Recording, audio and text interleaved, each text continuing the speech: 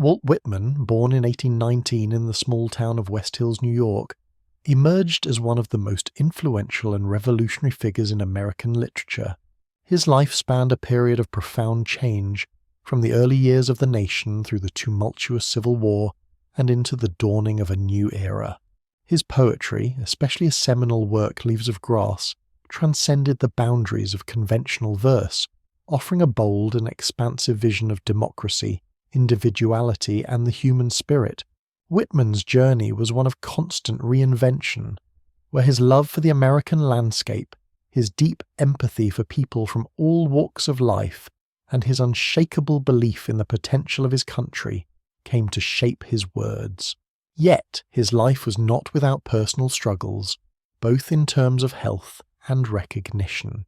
Despite facing criticism and living much of his life in relative obscurity, his work would go on to leave an indelible mark on the cultural and literary landscape of America.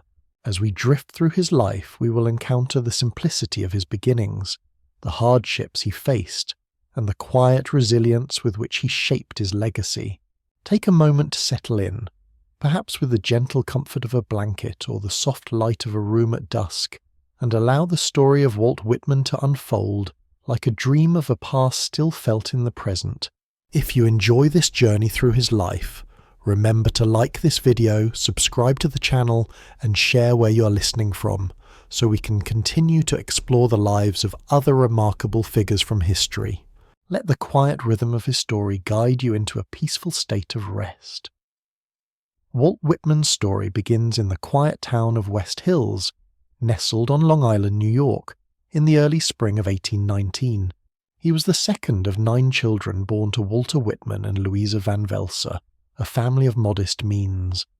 His father, a carpenter by trade, had a restless spirit, often moving the family in search of better work opportunities. Walt's mother, Louisa, was a strong, hard-working woman who instilled in her children a love for nature and a deep sense of self-reliance. From the very beginning, Walt was surrounded by the sounds and rhythms of a working-class family, where the warmth of family ties blended with the practicalities of daily life. Whitman's early years were spent in the rural expanses of Long Island, a landscape that would later serve as a rich source of inspiration for his poetry. The vastness of the fields, the gentle sway of the grass in the wind, and the steady pulse of the seasons were all imprinted on his young mind. These surroundings, so full of life yet marked by the quiet simplicity of rural existence, would continue to shape his writing throughout his life. As a child, Whitman had limited access to formal education, attending public schools only sporadically due to his family's frequent moves. However, it was during these early years that his love for reading and writing began to take root. Walt's fascination with books and the world of ideas grew with each passing year. His family, though not wealthy, valued education. Walt's mother often read aloud to him, and his father, though not a scholar, shared stories of his own experiences. These early influences helped ignite a thirst for knowledge that would remain with Whitman throughout his life. At the age of 11, Whitman's formal education ended when he left school to help support his family. This decision marked the beginning of a lifelong series of jobs that would include apprenticeships, teaching, and printing. In the bustling streets of Brooklyn, where the Whitman family had settled for a time, young Walt worked in various trades, honing his skills as a printer. He spent long hours in printing houses, where he would eventually learn the mechanics of the press, an experience that would later play a crucial role in the publication of his poetry. But it wasn't just the physical labour that shaped Whitman's early life. It was also the cultural environment of New York in the 1830s and 1840s, a city that was undergoing rapid transformation. The population of Brooklyn was expanding, and the streets buzzed with a sense of possibility, as well as the underlying tensions of a growing city. Whitman, though still a young man, was beginning to see the changes in American society. The rise of industrialization, the expansion of democratic ideals, and the stirrings of social movements that would come to define much of his later work. Whitman's experiences as a young man, though often marked by financial hardship, were rich in exposure to the growing complexities of life in an evolving nation. He began writing early, experimenting with poetry and prose, but it was not until he entered his 20s that his literary ambitions truly began to take shape. His first publications were modest, brief newspaper articles, short stories, and a handful of poems that barely caught the public's attention. Yet these early works laid the foundation for what would later become Leaves of Grass, his most famous and enduring work. Throughout his early adulthood, Whitman continued to be influenced by the people and events around him. His first formal job as a teacher allowed him to experience the American education system firsthand, and his time spent in various printing houses exposed him to the world of journalism. As he worked in these diverse roles, he was able to observe the lives of ordinary people, farmers, labourers, teachers, and factory workers, and to listen closely to their hopes, struggles, and dreams. These everyday people, often unnoticed in the grand sweep of history, would later become the subjects of his poetry, which sought to capture their experiences in all their complexity and dignity. Whitman's early life was a tapestry of experiences that spanned the boundaries of work, family, and personal ambition. His connection to the land of Long Island, his exposure to the political climate of the times, and his deepening engagement with literature and writing all played a role in shaping his character. But it was his own innate sense of independence and his burgeoning vision for a new kind of poetry, one that broke away from the conventions of rhyme and metre, that would ultimately define his path. The early life of Walt Whitman, though marked by modest beginnings and financial hardship, was also a period of intense personal growth and artistic development. It was in this period of his youth that he began to shape the ideas and themes that would later define his poetry. His connection to nature, his belief in the dignity of the common man, and his yearning for a deeper, more direct connection to the American experience all began to take root during these formative years. As the young Walt Whitman continued to navigate the streets of Brooklyn, the rural fields of Long Island, and the ever-changing social landscape of New York, he was quietly preparing himself for the future. The experiences of his youth, full of work, struggle, and aspiration, would lay the groundwork for the poetic voice that would later echo across the pages of Leaves of Grass. With each step, Whitman moved closer to the realization that his words had the power to transform not only himself but also the world around him. Walt Whitman's adolescence was marked by a series of pivotal experiences that helped shape his emerging sense of self and his growing awareness of the world around him. Though his formal education had been limited, the world was his classroom, and he absorbed knowledge not from textbooks but from the people he encountered and the work he did. As a young man, Whitman's literary ambitions were tempered by the realities of economic necessity. Yet he was driven by an insatiable curiosity and a deep-seated desire to find his voice as a writer. By the time Whitman was in his late teens, he had already begun to embrace his passion for writing. His family had relocated to Brooklyn, a thriving city that, in the early 19th century, was still a part of New York, but began to take on a distinctive character of its own. It was a city in flux, rapidly growing, filled with the sounds of industry, commerce, and change. As Whitman walked its streets, he witnessed firsthand the contrast between wealth and poverty, progress and stagnation. The city's diverse population, with its mix of working-class immigrants and the emerging American bourgeoisie, would become a major influence on Whitman's worldview and, eventually, his poetry. To support himself and his family, Whitman took on various jobs, including working as a printer's apprentice and later as a journalist. These jobs allowed him to interact with a wide range of people, from labourers in the printing shops to the intellectuals and activists who frequented the newspapers. He worked tirelessly, learning the mechanics of publishing and honing his skills as a writer. The printing trade not only gave him a steady income, but it also gave him access to a wealth of ideas. Whitman's early exposure to the world of journalism played a critical role in his understanding of the power of words and the ability of the written word to shape public opinion and social change. During this time, Whitman's writing began to take on more substance, though it still remained relatively conventional in its form. His early poems, though not widely known, began to reveal his keen awareness of the human condition. He wrote about the simple joys of life, the struggles of the working class, and the beauty of nature. But even in these early works, there was a sense of something greater, a longing for something beyond the ordinary, a desire to transcend the boundaries of traditional poetry and to explore new ways of expressing the human experience. One of the most significant influences on Whitman during this period was his relationship with the people of Brooklyn. He immersed himself in the local community, spending time in the working-class neighborhoods, attending public meetings, and interacting with the individuals who would come to be the subjects of his poetry. The lives of these everyday people, from factory workers to immigrants, formed the heart of Whitman's early poems. He was fascinated by their resilience, their strength, and their ability to endure hardships with dignity. It was from these observations that Whitman would later develop his famous vision of democracy, one in which all people, regardless of social standing or background, were worthy of celebration. Whitman's years as a journalist also exposed him to the political climate of his time. The 1830s and 1840s were years of great political and social upheaval in America, as the country grappled with issues like slavery, expansion, and the shifting nature of its identity. Whitman was deeply affected by the political movements of the day, and he became an active participant in the political debates that shaped the nation's future.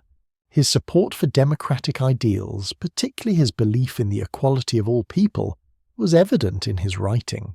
Whitman began to see himself not only as a poet, but as a voice for the common man, someone who could give expression to the struggles, joys, and aspirations of the people he'd come to know. Despite his growing reputation as a writer, Whitman's personal life remained marked by uncertainty. He was unmarried, and his relationships with women were often distant and unfulfilled. Whitman's personal life, or lack thereof, would later become a subject of much speculation. He was a complex figure, his inner life often at odds with the image he projected in his poetry. He longed for love and connection, but he also valued his independence and often felt that his creative spirit could not be contained by conventional relationships. These internal struggles would be reflected in his poetry, where themes of longing, self-reliance, and the search for meaning would become central motifs. By the time Whitman reached his early 30s, he'd begun to consider the possibility of publishing a collection of his poems. The idea of Leaves of Grass, his magnum opus, began to take shape. The collection would be unlike anything ever seen before. It would break away from the rigid formalism of traditional poetry, rejecting rhyme and meter in favour of a more organic and free-flowing style. Whitman was determined to create a poetry that was as vast and as diverse as the American landscape itself, a poetry that could capture the full range of human experience, from the most intimate moments of the self to the grand ideals of democracy and freedom. At the time, Whitman was still unknown, and the idea of publishing such an unconventional book was a bold and risky move. But Whitman's belief in the power of his own voice and his deep faith in the potential of his poetry pushed him forward. The young Walt Whitman, driven by his experiences, his observations, and his inner turmoil, was ready to make his mark on the world. Little did he know the poetry he was about to create would not only change his own life, but would go on to shape the literary landscape of America for generations to come. Walt Whitman's early career as a writer was defined by a combination of journalistic work, poetry, and experimentation. Although he had yet to achieve widespread recognition, his passion for writing was evident from the beginning, and it shaped the trajectory of his creative life. By his early 20s, Whitman had already begun to carve out a place for himself in the literary world, though it was not without struggle and challenges. After leaving formal schooling, Whitman worked in a variety of jobs to support himself and his family.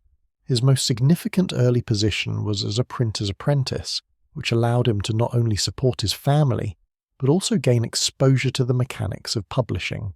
As a printer, Whitman was involved in the production of newspapers and books, and this experience would later prove invaluable when he decided to publish his own work. It was in the noisy, bustling environment of the printing shop that he honed his understanding of words, typesetting, and the power of written expression. Working in the world of journalism, Whitman learned firsthand the impact of the written word on society, and was introduced to the world of political discourse and public opinion. Whitman also worked as a school teacher for a time, spending several years teaching in schools around New York. It was during this period that he became acquainted with the struggles of ordinary Americans, particularly those in the working class. He spent time teaching children from various backgrounds, including the children of immigrants, and he became increasingly interested in how education could be a means of uplifting individuals and giving them a voice in society. This interest in education would later inform Whitman's poetry, as he celebrated the common people and their potential for greatness. Despite his growing awareness of social issues, Whitman was still struggling to find his voice as a poet. His early poems were largely conventional, following the traditional forms of rhyme and meter that characterized much of the poetry of the time. These early works were not revolutionary in style, but they did reflect Whitman's deep connection to nature and his fascination with the human experience. His poems often focused on themes of love, beauty, and the simple joys of life, and they were written with a sincere, if somewhat conventional tone. However, Whitman soon grew dissatisfied with the constraints of traditional poetry. He felt that the form was too limiting, too bound by rules and conventions that did not reflect the full breadth of human experience. This dissatisfaction would lead him to experiment with new forms of expression, culminating in the creation of Leaves of Grass, his most famous work. But before this leap into a new kind of poetry, Whitman continued to refine his craft and his vision for what poetry could achieve. During this period, Whitman began to explore themes that would later become central to his work: the human body, the interconnectedness of all people, and the democratic ideals that would define his life and writing.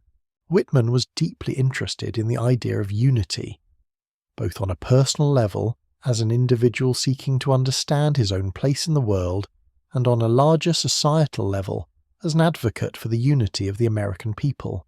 He believed that poetry could bridge the gap between the individual and the collective, and that it could capture the essence of the human experience in a way that was honest, direct, and unflinching. While Whitman was experimenting with these themes, he was also exposed to the political and social changes sweeping through America. The 1830s and 1840s were years of significant growth and change, as the nation expanded westward and faced growing tensions over issues like slavery and industrialization. Whitman was an avid reader of political and social publications, and he became increasingly involved in the intellectual and political debates of the time. His beliefs in democracy, individual freedom, and social justice were deeply influenced by the political movements of the era, and these themes would later find expression in his poetry. Despite his growing political and social awareness, Whitman's early work as a poet was not widely recognized or appreciated. He struggled to find a publisher for his poems, and many of his early submissions were rejected. But rather than discouraging him, these rejections only fueled his determination to continue writing. Whitman's confidence in his own voice grew with each rejection, and he began to develop a sense of certainty about the importance of his work. He felt that his poetry had a unique power, that it could capture the essence of American life and express the spirit of democracy in a way that no other poet had done before. It was during this period of struggle and experimentation that Whitman began to shape the ideas that would later define Leaves of Grass. He started to write in a style that was freer, more expansive, and less bound by traditional forms.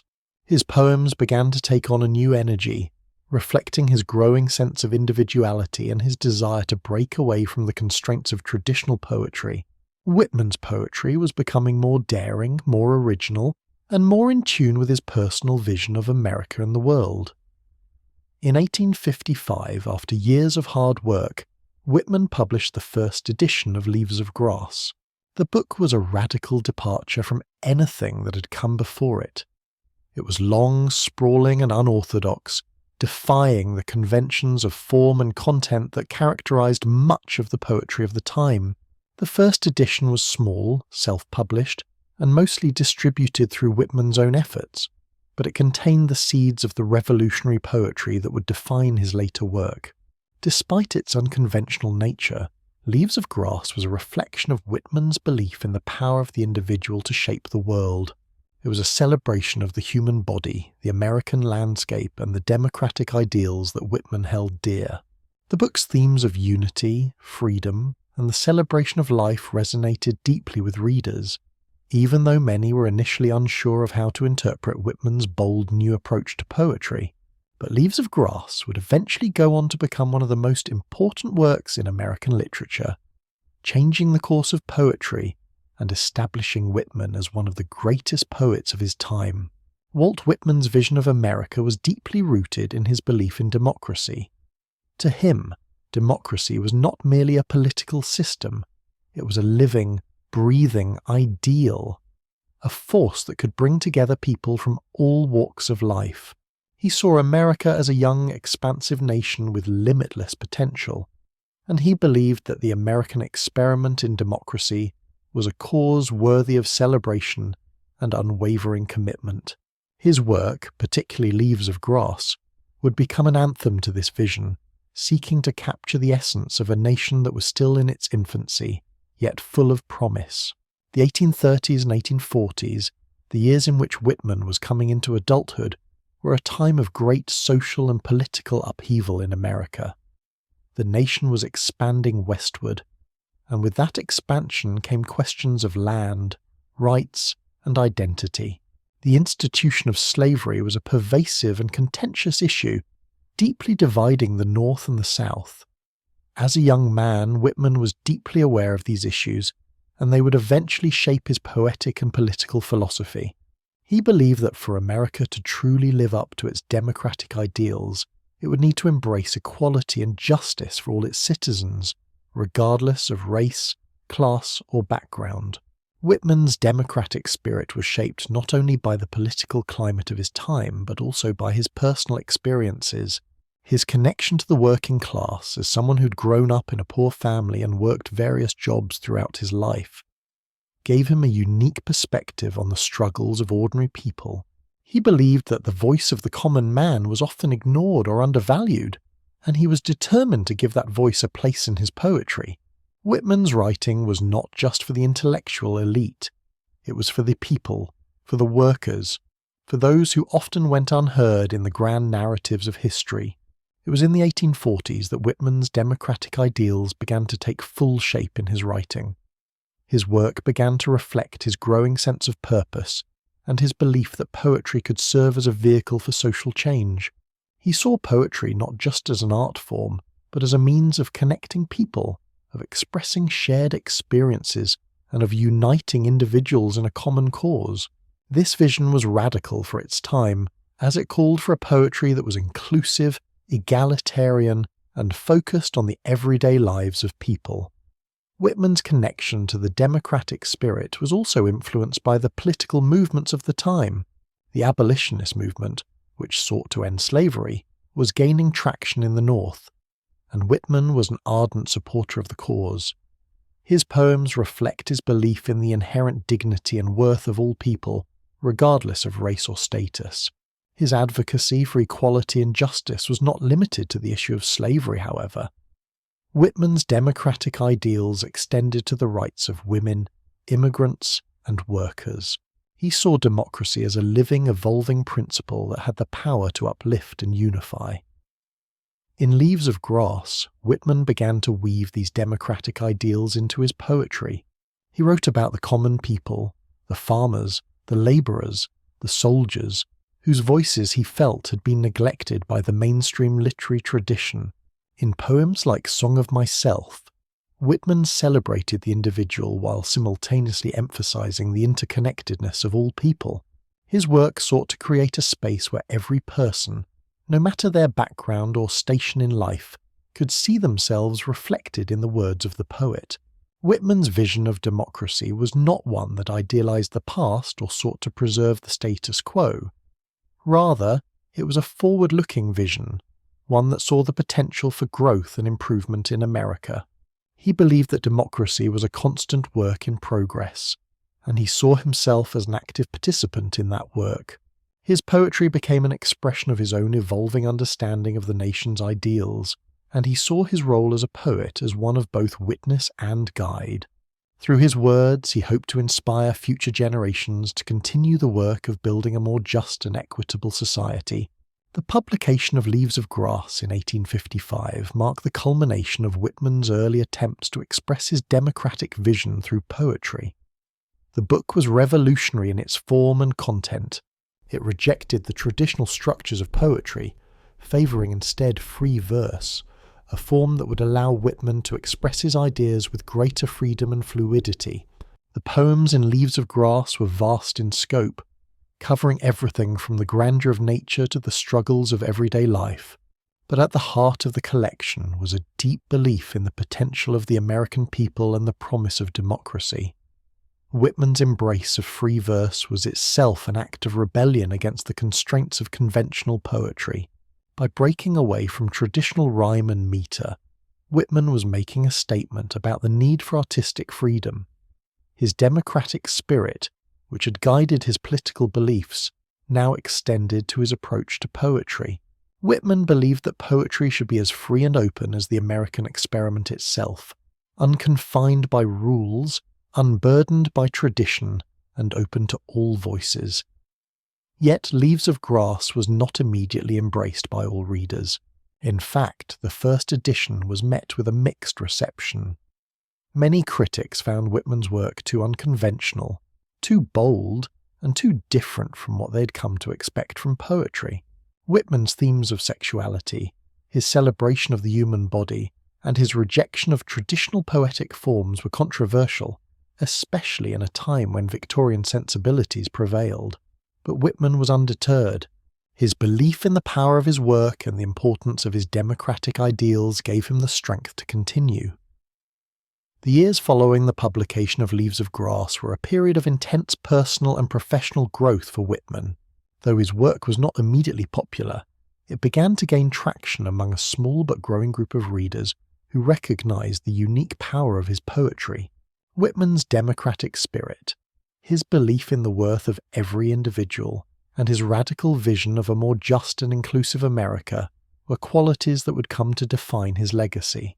His poetry became a vehicle for his beliefs, a way for him to communicate his vision of a more perfect union. Through his work, Whitman sought to create a space where the ideals of democracy could be fully realized. He understood that the American experiment was an ongoing process, and that the struggle for equality, justice, and freedom would require the efforts of every individual. Whitman's writing was a call to action, a reminder that the work of building a better, more inclusive society was not yet finished, and that it was up to each of us to continue the work he had started. As Walt Whitman entered his 30s, his sense of self as both a poet and a man began to crystallize. The poet who had started his career with conventional verses and modest aspirations was now evolving into a bold, experimental voice, one that would forever change the course of American poetry. His early experiments with verse, while unremarkable in their form, were the first steps toward his larger vision of a new, freer poetry. As Whitman began to mature, his poetry evolved with him. It became more personal, more expansive, and more rooted in his unique understanding of the world. Whitman's first impressions of poetry were shaped by the literary traditions of his time. Early in life, he read the works of the great poets, those of Europe, like Shakespeare and Byron, and the American Romantics, including Emerson and Longfellow. Yet, despite the influence of these poets, Whitman was never fully comfortable with the constraints of their styles. He respected their work but saw it as limiting. The forms they adhered to, rhymed lines, strict metre, seemed to him like barriers to expressing the fullness of the human experience. For Whitman, poetry was about liberation, about breaking free from the confines of tradition in order to explore the vastness of the human soul. His initial attempts at writing poetry adhered to the standards of the day. In his early work, he used rhyme and metre, the same tools used by many poets of the era. These early poems were the product of a young man who had learned to mimic the forms of those he admired. They were competent, earnest, and occasionally lyrical, but they lacked the boldness and originality that would later define his mature work. Despite this, these poems were not without merit. They showed Whitman's potential as a poet, his ability to observe the world around him, and his nascent understanding of the power of language. However, even in these early works, Whitman began to show signs of his desire to break free from conventionality. His poetry was always centered on the individual, exploring the nuances of personal experience and self-expression. His fascination with the human body and the mind's inner workings began to surface, although these themes would be more fully realized in his later, more daring works. He was already questioning the limitations of the poetic forms that had come before him, and pondering the possibility of creating a poetry that was more attuned to the rhythms of life, more connected to the world of the common man.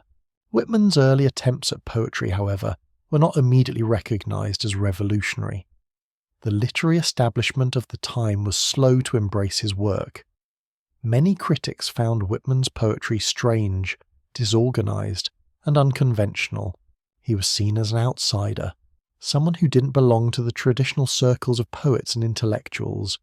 His rejection of form and his embrace of a more democratic, inclusive vision of poetry was too much for many to accept. But for Whitman, this rejection only fueled his determination.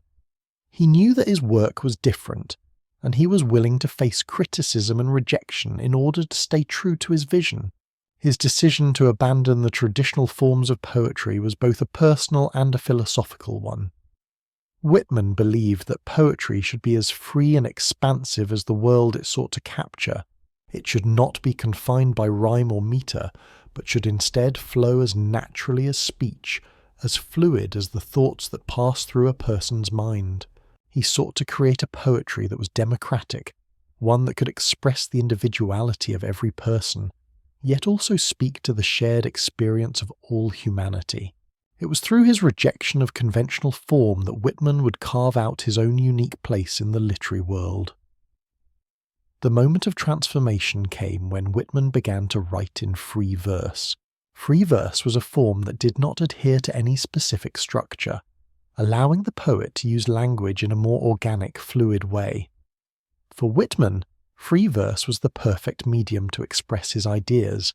It allowed him to capture the raw, unfiltered experience of life, from the grandeur of nature to the mundane realities of everyday existence. He could now write poems that were expansive and unconfined, poems that flowed as naturally as the rivers and winds that shape the American landscape.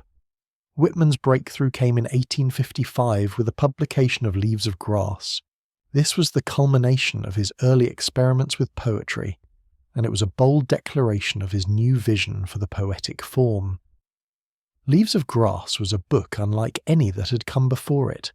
It was vast in scope, covering everything from the individual's relationship with the self to the collective soul of the nation. The poems in Leaves of Grass were expansive and free-flowing, embracing the natural rhythms of speech and the liberating possibilities of free verse. The first edition, though small and self-published, marked the beginning of a new era in American poetry. The themes that had always preoccupied Whitman began to take full form in Leaves of Grass. His fascination with the human body, with the idea of the self and with the connection between the individual and the collective found expression in the book's pages. The book was a celebration of the body, of the soul, and of the American experiment in democracy. Whitman's rejection of conventional poetic forms was mirrored by his rejection of the old hierarchies of society. He saw the United States as a young nation full of possibilities, and he wanted his poetry to reflect that. Yet the first edition of Leaves of Grass was met with mixed reactions. Some critics were scandalized by Whitman's unorthodox style, while others found his themes of sexuality and the human body to be vulgar and inappropriate. But Whitman was undeterred by the criticism.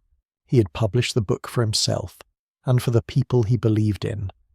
Those who were not represented in the highbrow literary circles, those who lived in the cities and fields of America, those whose voices had long been silenced. For Whitman, Leaves of Grass was a testament to the belief that every person, regardless of background or status, deserved to be heard. The first edition of Leaves of Grass was just the beginning. Whitman would continue to revise and expand the book throughout his life, adding new poems and refining old ones. As he did, his poetry grew more expansive, more confident, and more attuned to the pulse of America. Whitman had found his voice, not just as a poet, but as a prophet for the common man, a poet of democracy, and a chronicler of the American experience. The publication of Leaves of Grass in 1855 marked the birth of a literary masterpiece and the beginning of Walt Whitman's true recognition as a poet. Whitman had spent years crafting his vision, and his radical departure from conventional poetic forms was fully realized in this work.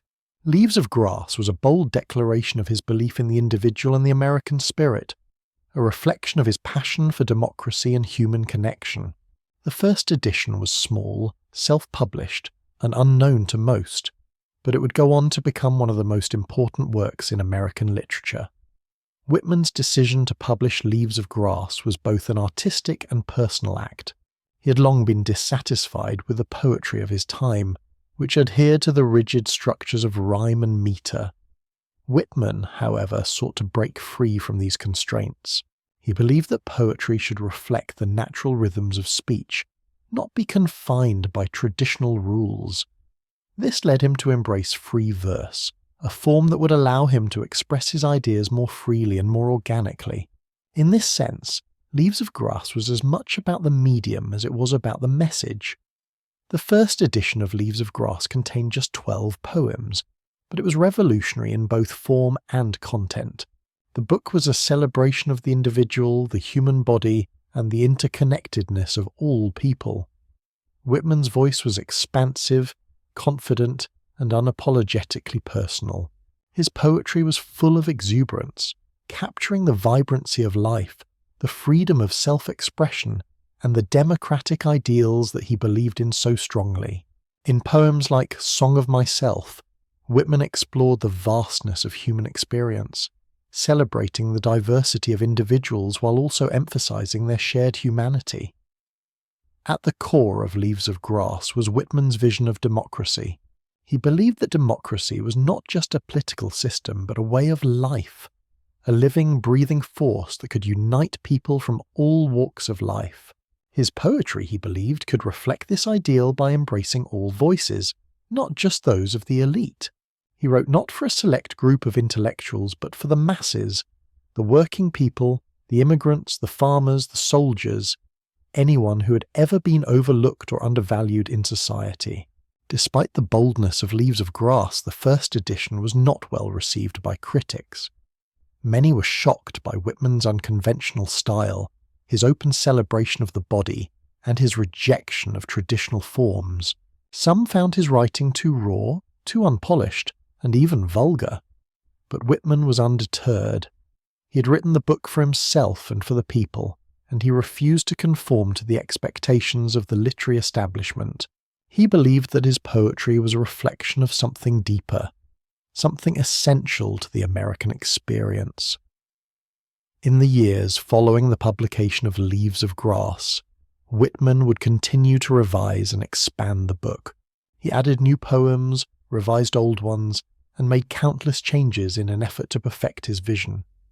The work grew in size, scope, and ambition, reflecting Whitman's evolving understanding of the American experiment and his place within it. He saw Leaves of Grass as a living, breathing document, one that was as expansive and as dynamic as the nation itself. Whitman's revisions to Leaves of Grass were not just cosmetic. They were a reflection of his evolving philosophy and his response to the changing political and social landscape of America. As the country faced the upheaval of the Civil War, Whitman's poetry took on new layers of meaning. The poems became more introspective, more concerned with the nation's future, and more deeply engaged with the suffering caused by the war. Whitman's role as a witness to the war, both as nurse in Washington hospitals and as a poet, shaped the later editions of Leaves of Grass, which began to include poems that grappled with themes of death, loss, and sacrifice. Yet despite the challenges and criticisms that he faced, Whitman remained steadfast in his belief in the power of his work. He knew that Leaves of Grass was unlike any poetry that had come before it, and he was determined to continue refining and expanding it until it fully captured the essence of his vision. The first edition may have been small and largely overlooked, but it laid the groundwork for the poetry that would come to define Whitman's legacy. Through his revisions, he would solidify his place as one of America's greatest poets. The publication of Leaves of Grass also marked a turning point in Whitman's personal life. His poetry was no longer something he did in isolation. It was now a public statement, a declaration of his artistic and democratic ideals. He was no longer just a poet. He was an advocate for a new kind of poetry, one that rejected tradition and embraced the freedom of self-expression. Whitman's work was a reflection of his own journey, and the more he revised Leaves of Grass, the more he came to see it as a mirror of the American spirit, expansive, free, and ever-evolving. For Whitman, Leaves of Grass was not just a book of poems, it was a testament to his belief in the democratic potential of art. He saw his poetry as a vehicle for change, a way to engage with the world and inspire others to embrace the values of equality, freedom, and unity. His poems were not just reflections of the individual self, but representations of the collective human experience, and through them, Whitman sought to give voice to the silenced, the overlooked, and the oppressed. The publication of Leaves of Grass in 1855 may have been the beginning of Whitman's recognition as a poet, but it was also the start of a lifelong journey. He would continue to revise and expand the book, adding new poems and refining his vision.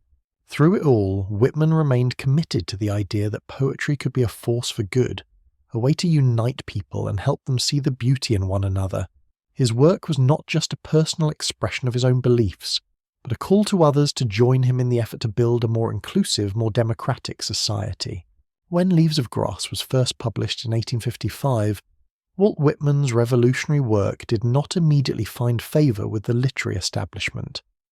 In fact, many critics were baffled, even offended by his unconventional style and bold ideas.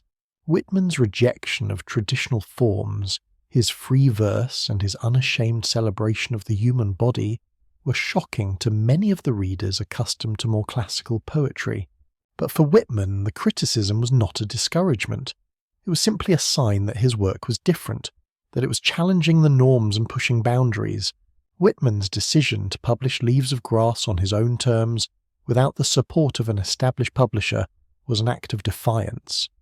The book, with its daring themes and unconventional structure, was a clear departure from the poetry of his time. It was bold, expansive, and personal, in ways that were completely new. But this very boldness alienated many readers who were not yet ready for such a radical shift in poetry. The reception of Leaves of Grass was a mix of admiration, confusion, and outright condemnation. Some critics saw the book as unrefined, too wild, too passionate.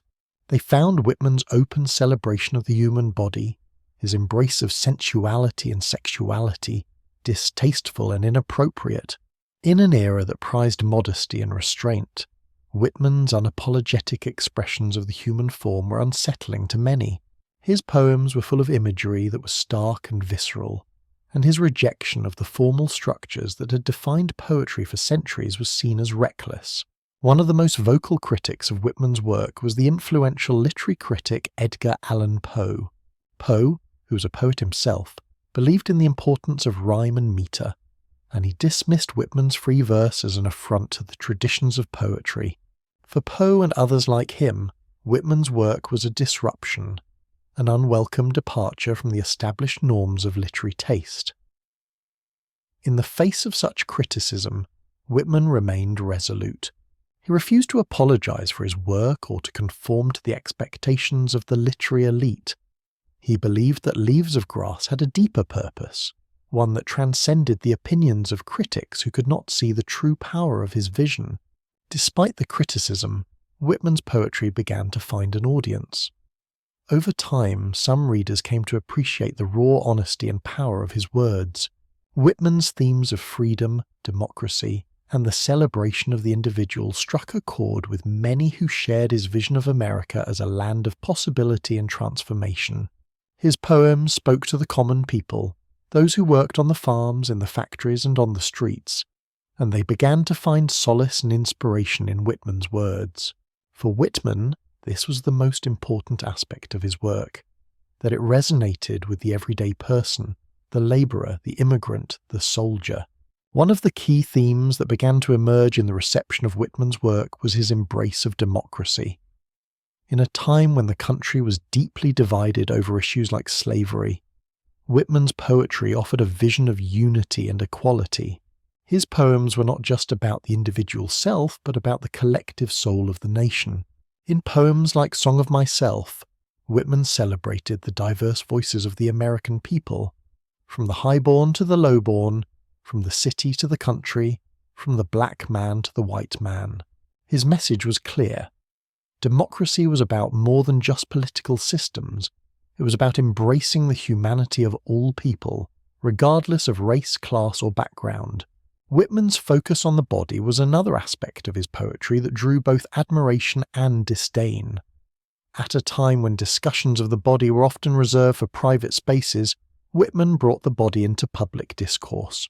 He saw the human body as a sacred vessel, an integral part of the self that deserved to be celebrated, not hidden.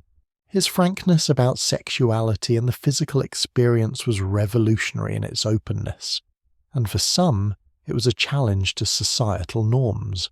For others, however, it was a liberation, a reminder that the body was not something to be ashamed of, but something to be revered. Despite the initial criticism, Whitman's work began to grow in influence. Over the years, Leaves of Grass went through multiple editions, each time expanding and refining Whitman's vision. He added new poems, revised old ones, and made changes that reflected the changing political and social landscape of America. As the country became embroiled in the Civil War, Whitman's poetry took on new depths, addressing the suffering and loss that defined the war. The poems of Drum Taps, written during this period, were filled with a sense of grief and mourning, yet they also celebrated the heroism and sacrifice of those who fought for the Union cause. Whitman's work was also becoming increasingly recognized by the literary community. By the 1860s, some critics began to see the value in his poetry. His unconventional style, once derided as unpolished, was now being praised for its originality and its ability to capture the full range of human emotion. Whitman's rejection of rhyme and metre was seen not as a flaw, but as a bold innovation that pushed the boundaries of what poetry could be. The critical reception of Whitman's work would continue to evolve over time. While some still dismissed his poetry as too radical, others began to embrace it as a key part of the American literary tradition. Whitman's influence on future generations of poets cannot be overstated. His free verse would go on to inspire poets like Carl Sandburg, Allen Ginsberg, and Langston Hughes, who would carry forward his vision of a more inclusive, democratic poetry. Whitman's celebration of the individual and his rejection of conventional norms would become central to the modernist movement and would continue to shape American poetry for decades to come. In the end, Whitman's work endured because it spoke to something universal, the shared experience of being human. His poetry, though initially met with resistance, eventually found its place in the heart of American literature. It was a work that, despite its audacity, had a quiet, unassuming power that resonated deeply with those who encountered it. And through it all, Whitman remained true to his belief in the power of poetry to reflect the democratic spirit of America. Walt Whitman's deep love for America permeated every page of Leaves of Grass, making his poetry not just a personal expression, but a public statement about the country he held so dear. Whitman saw America as a young and uncharted land, full of both promise and contradiction. His poetry was an expression of his faith in the nation's democratic ideals, its potential for freedom, equality, and unity, while also acknowledging its flaws and struggles. At the heart of Whitman's work was his belief in the American experiment, a nation built on the principles of democracy, where every individual could find their voice, and where all people, regardless of background, could be united in the common pursuit of liberty. Whitman's vision of America was rooted in the ideal of equality. He believed that the greatness of the nation lay not in the wealth or power of the few, but in the dignity and worth of the many. His poetry was dedicated to giving a voice to the common man, the farmer, the factory worker, the immigrant, the soldier, those whose lives were often overlooked by the political and cultural elites. Whitman saw democracy as a living, evolving force that was inclusive, not exclusive. He believed that a true democracy could not thrive without recognizing the humanity and potential of every person. For Whitman, America was a reflection of the human experience itself, complex, multifaceted, and ever-changing. He understood that the country's journey toward realizing its ideals would not be without conflict. The struggle for justice, equality, and freedom was ongoing, but it was also worth fighting for. This tension between America's lofty ideals and the struggles it faced in realizing them was central to Whitman's work. He did not shy away from describing the pain and suffering that came with the country's growing pains, particularly during the Civil War, but he also celebrated the resilience of the American people and their unwavering belief in the nation's promise. In his famous poem Song of Myself, Whitman celebrated the individual while also emphasizing the interconnectedness of all people. He recognized that each person's experience was unique, yet he believed that all individuals were united in their shared humanity. He wrote of the importance of self-expression, of embracing one's individuality, and of connecting with the world around you. At the same time, Whitman also saw the individual as part of something larger, a community of people bound together by the ideals of democracy and liberty. This vision of America as a land where both the individual and the collective could thrive was a defining aspect of his poetry. One of Whitman's most enduring contributions to American thought was his radical belief in the equality of all people. He believed that the beauty of America lay in its diversity, in the multitude of voices that made up the fabric of the nation. He saw the country not as a homogeneous entity, but as a mosaic of cultures, experiences, and perspectives. This was a vision that was especially powerful at a time when the nation was divided over issues like slavery and the rights of women. Whitman's poetry called for a recognition of the dignity of all people, regardless of race, gender, or social standing. In his poems, Whitman often addressed issues like race, slavery, and the struggle for civil rights, long before these issues became central to the political discourse of the 20th century. His support for abolition was clear in his writings, and he viewed slavery as a stain on the nation's democratic ideals. Whitman's poetry called for the inclusion of Black Americans in the vision of a free and just society. In Song of Myself, he famously wrote, "I celebrate myself, and sing myself, and what I assume you shall assume, for every atom belonging to me as good belongs to you." These lines reflect Whitman's belief that all people were interconnected, that no one was greater or lesser than another, and that every person's worth was inherent. Whitman's democratic vision was also reflected in his portrayal of women. While his poems do not directly address women's rights in the way we might expect today, Whitman's work consistently affirms the value and equality of women. His poems celebrate the female body, the nurturing spirit of women, and their central role in the American story.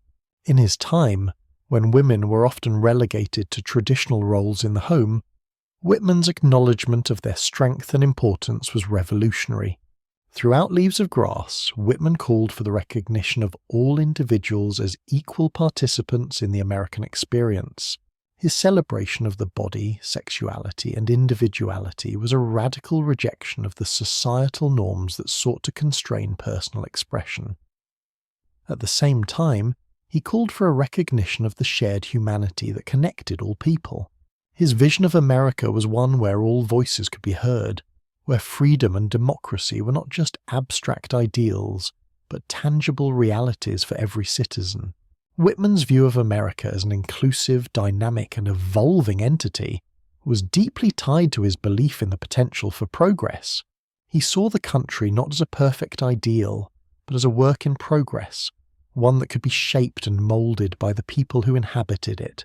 He believed that the democratic ideals of liberty and equality were not static, but could be realized only through constant effort and struggle. This idea was particularly poignant during the Civil War, when the nation was divided and torn by conflict.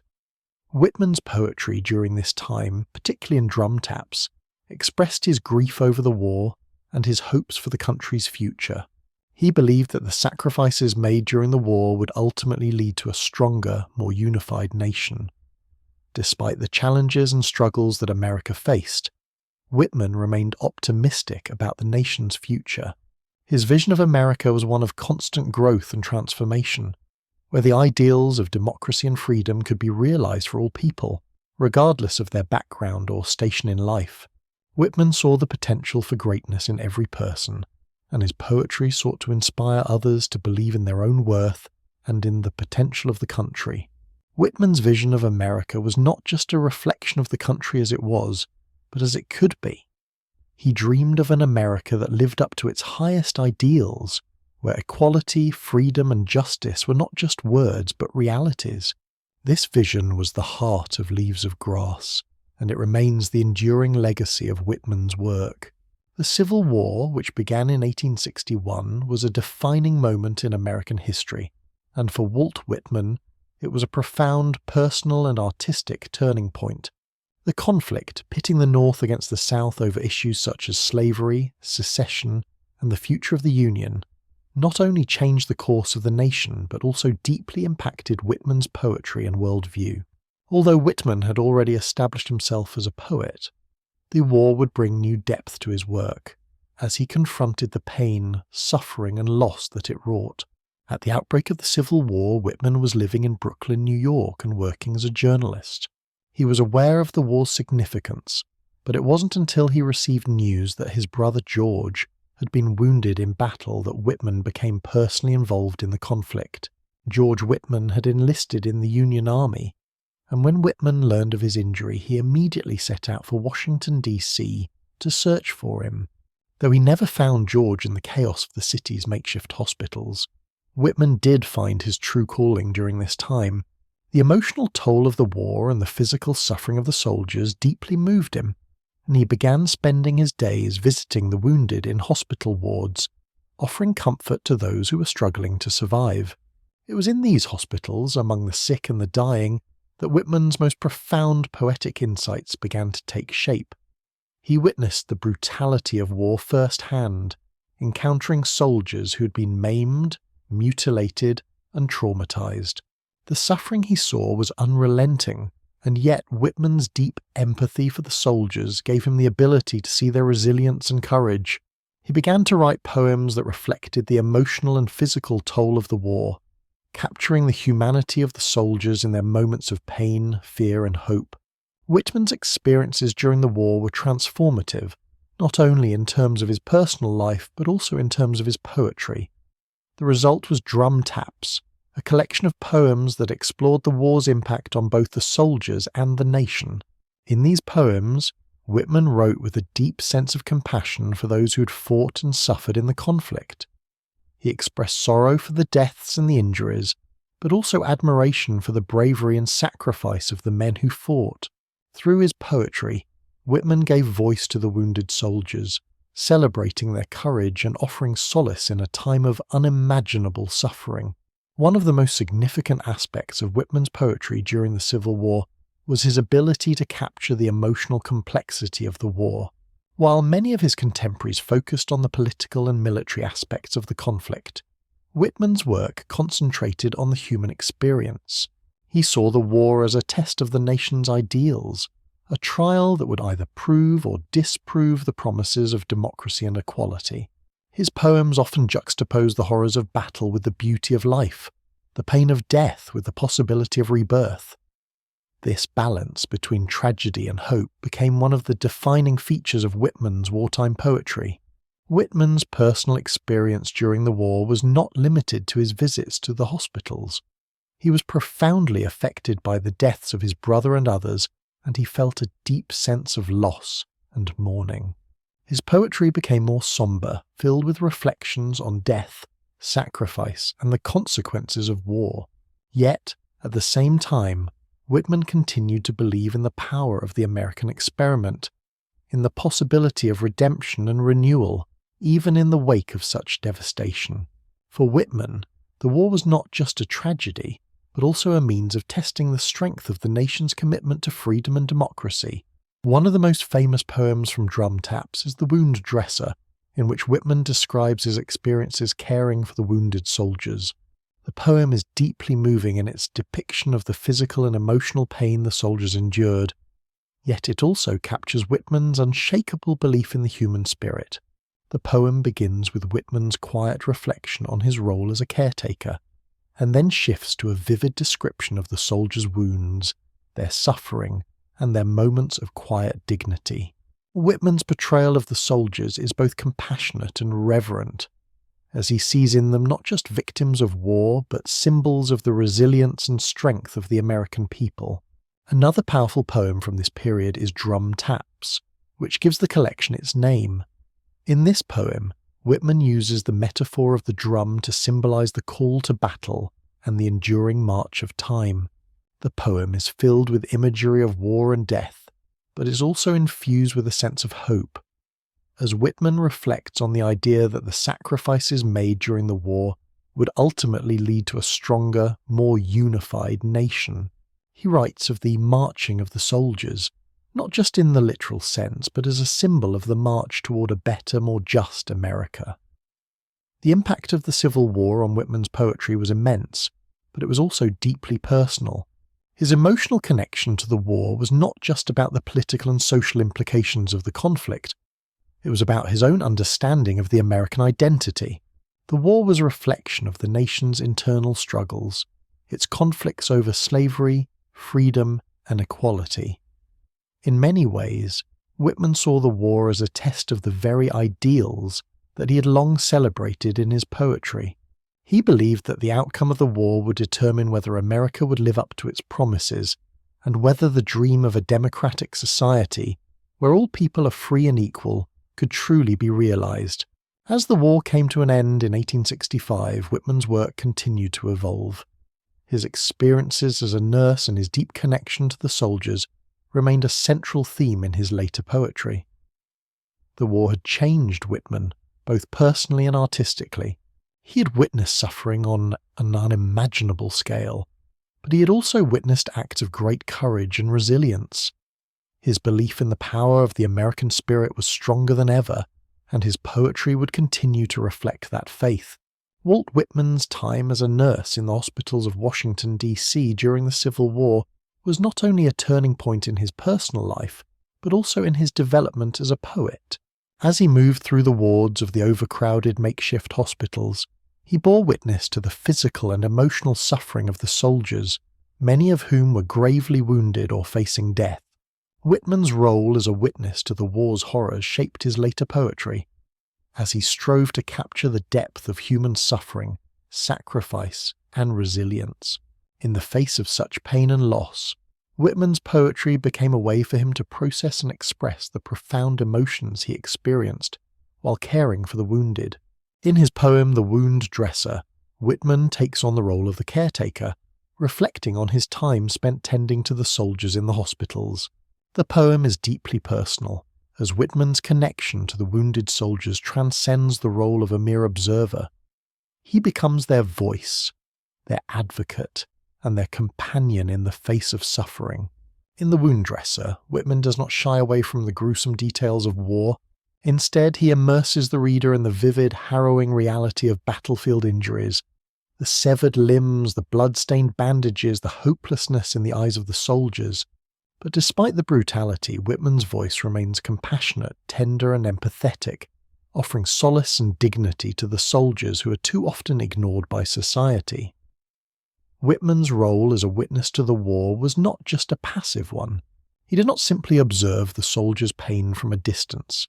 He was an active participant in their recovery, offering comfort, support, and a listening ear. His poems from this period reveal his deep empathy, and his profound sense of responsibility to the men who fought in the war.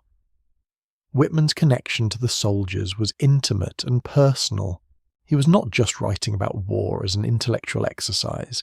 He was writing from a place of deep emotional engagement, channeling his experiences in the hospitals into poetry that spoke directly to the pain and courage of the men he encountered.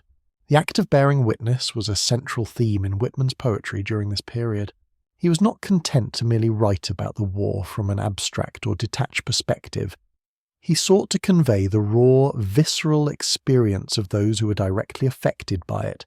Whitman's poetry gave voice to the soldiers who had been silenced by their suffering, their pain, and their deaths. He allowed the voices of those who had been marginalized to be heard, elevating them to a place of honor and recognition. Whitman's poems about the war were deeply humanistic, focusing not just on the political or military aspects of the conflict, but on the individual lives that were caught in its wake. His poetry reflected his belief that every person, regardless of their status or background, was deserving of dignity and respect. In Leaves of Grass, Whitman had already championed the idea of equality, but in his war poetry he took that belief to a new level. He saw the soldiers, whether they were young or old, from the north or the south, black or white, as part of a shared human experience. For Whitman, the Civil War was not just a struggle between two sides of a nation. It was a test of the nation's ideals, a battle for the soul of the country. And as a poet, Whitman felt that it was his duty to bear witness to that struggle and to record it for future generations. The poems from Drum Taps, written during and after the Civil War, captured the complex emotions that Whitman felt as a witness to the suffering around him. In these poems, Whitman gives voice to the grief, the anger and the hope that filled the air during the war. He wrote of the soldiers' pain, their resilience, and their unwavering belief in the cause for which they fought. Whitman's poetry was not just a reflection of the war, it was a call to action, a reminder of the sacrifices that were being made, and a plea for the nation to live up to the ideals of democracy and freedom that it had professed. One of the most striking features of Whitman's war poetry is his focus on the collective experience. While other poets of the time may have focused on individual heroes or specific battles, Whitman sought to capture the collective spirit of the war, the shared sense of sacrifice, the collective mourning, and the collective hope for a better future. In his poetry, the soldiers are not just isolated individuals but part of a larger, more profound narrative. Whitman saw the war as a test not only of the nation's ideals, but of its people's capacity for empathy, for resilience, and for unity. Whitman's role as a witness to the war was also a deeply spiritual one. In his poetry, he often invoked a sense of the divine, seeing the soldiers' suffering as part of a larger cosmic struggle. For Whitman, the war was not just a political or historical event, it was a moment of moral reckoning, a challenge to the country's values and its sense of self. The soldiers, in Whitman's view, were not just fighting for the Union or against slavery. They were participating in a larger, more universal battle for the soul of the nation. As Whitman wrote in The Wound Dresser, he saw himself not just as a poet but as a witness to history, someone who had been called upon to record the lives of the soldiers and their sacrifices.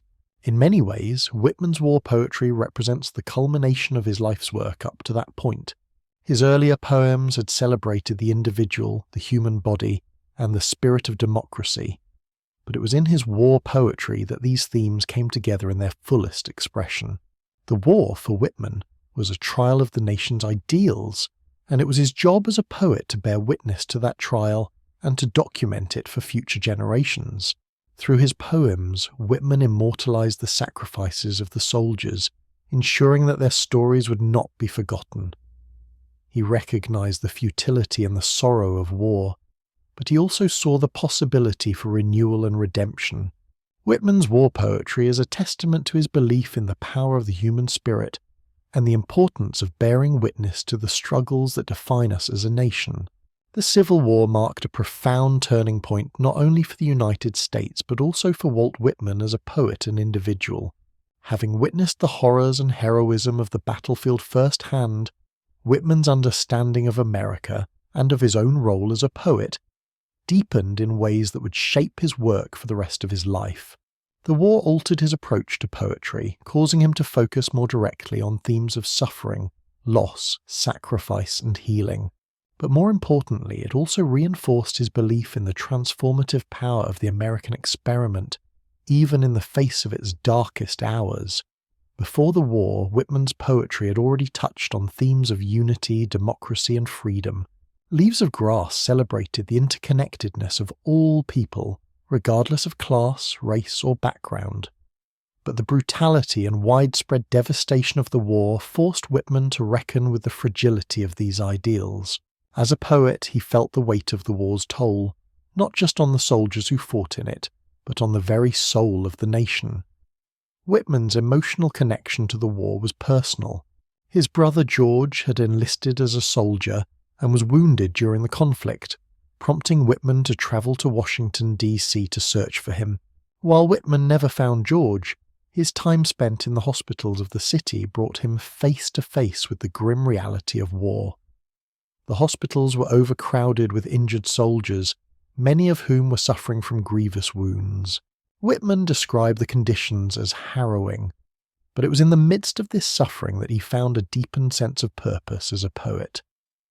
The soldiers he encountered were often young, wounded, and far from home.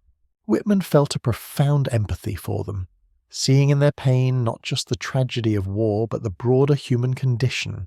He began to understand more deeply the personal sacrifices made by individuals who were fighting for what they believed to be the nation's future.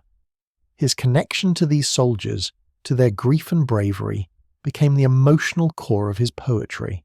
The emotional toll of the war led Whitman to write some of his most powerful and emotionally charged poems. Drum Taps, the collection of poems he wrote during and immediately after the war, became an outlet for his grief and his determination to make sense of the tragedy. In these poems, Whitman expressed the full range of emotions he experienced in the wake of the war, from sorrow and loss to admiration and hope. But more than simply documenting the horrors of war, Whitman's poetry reflected his belief that the war, while devastating, was also a transformative experience for both the soldiers and the nation. One of the central themes in Whitman's wartime poetry is the idea of sacrifice. Whitman saw the soldiers as representing the ultimate commitment to the ideals of the nation. The Union soldiers, in Whitman's view, were not just fighting for political or military reasons, they were fighting for the soul of America itself. The war was, in many ways, a reckoning, a test of whether the nation's democratic ideals could survive the pressures of division and conflict. Whitman's poems, such as The March of the Volunteers, express his belief that the soldiers' sacrifices would ultimately strengthen the nation and lead it toward greater unity and justice. In poems like Vigil Strange I Kept on the Field One Night and The Wound Dresser, Whitman captured the intimate human experience of war. These poems are not concerned with grand military strategies or political speeches, but instead focus on the personal stories of the soldiers, their pain, their resilience, their fear, and their moments of reflection. In Vigil Strange I Kept on the Field One Night, Whitman writes about the act of sitting by the body of a fallen soldier, keeping watch over him as he lies in the grass. The poem is quiet and somber, reflecting Whitman's respect for the fallen and his reverence for the individual lives that were lost in the war. The Wound Dresser, perhaps Whitman's most famous war poem, also expresses his deep empathy for the soldiers. In this poem, Whitman, taking on the persona of the nurse, describes tending to the soldiers' wounds, both physical and emotional. The poem is filled with graphic descriptions of the soldiers' injuries, yet it is also filled with tenderness and compassion. Whitman's role as a nurse in the hospitals allowed him to directly witness the trauma of the war, but it also gave him the opportunity to offer comfort and solace. In Drum Taps, Whitman wrestles with the paradoxes of war, the brutal violence on the one hand, and the heroic sacrifice and human connection on the other. The war also left its mark on Whitman's own health. The emotional and physical strain of caring for the soldiers, coupled with the grief he felt over the loss of life, began to take a toll on his body. In 1862, Whitman suffered a stroke that left him weakened, and his health would continue to decline throughout the remainder of his life. But despite these personal challenges, Whitman continued to revise and expand Leaves of Grass, his war poetry becoming more focused and profound as he aged. The war had shaken him to his core, but it also reinforced his belief in the resilience of the human spirit and the potential for renewal, even in the face of overwhelming loss. Whitman's poetry after the war took on a more reflective tone, as he began to grapple with the long-term impact of the war on the nation and its people. His poems often explore the psychological scars left by the war, the trauma experienced by soldiers, and the collective mourning that gripped the country. Yet, despite the pain and the sorrow, Whitman's work remains deeply optimistic. He saw the war as a necessary trial, one that would ultimately lead to a better, more unified nation. His belief in the transformative power of the American experiment remained unwavering, and his poetry continued to reflect this belief. The Civil War was a defining moment in both the history of America and in the development of Whitman's poetic voice. It deepened his connection to the country, to its people, and to the ideals that he had always championed. The war was not just a backdrop for Whitman's work, it was the lens through which he viewed the soul of the nation. In his poetry, he sought to capture both the individual and the collective experience of the war, to give voice to those who had suffered and sacrificed, and to express his vision of a united, democratic America. While Walt Whitman's poetry focused heavily on the collective experience of humanity, his personal life was often marked by solitude and a longing for connection. Despite his fame as a poet, Whitman never married, and his relationships with others were complex and sometimes elusive. His poetry, however, was deeply influenced by his own emotional life, and it served as a vehicle for exploring his inner thoughts, desires, and conflicts. Whitman's feelings of loneliness and isolation were often reflected in his work, but so was his deep need for connection and his belief in the interconnectedness of all people. Whitman's poetry was not only a reflection of his outward experiences, but also of his internal struggles. He was acutely aware of the tensions between his desire for intimacy and his dedication to his art and his vision of democracy. His poems often explored themes of love, longing, and self-acceptance, but these themes were rarely conventional. Whitman's poetry was not about romantic love in the traditional sense.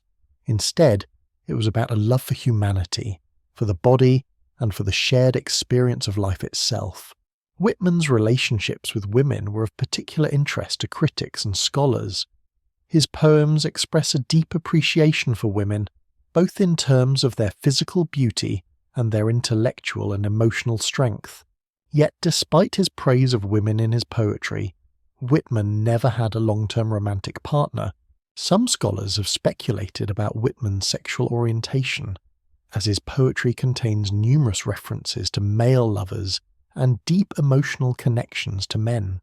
Whitman's lack of romantic attachment and his complex views on love have led to ongoing debates about his sexuality, with some viewing him as a symbol of the fluidity of sexual identity, while others argue that his poems about love and intimacy are symbolic expressions of his larger philosophical ideals. Whitman's poetry also reveals his fascination with the human body and its physicality. He celebrated the body as a source of strength and beauty, and his poems are filled with vivid descriptions of the body in all its forms. The sensuality in his work was groundbreaking for its time, and it was one of the reasons why Leaves of Grass was initially met with criticism. Whitman saw the body as an essential part of the human experience, and he rejected the Victorian ideal of the body as something to be hidden or ashamed of.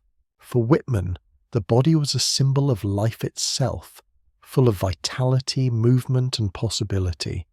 Despite his emotional and intellectual connections with others, Whitman's personal life was also marked by a deep sense of independence.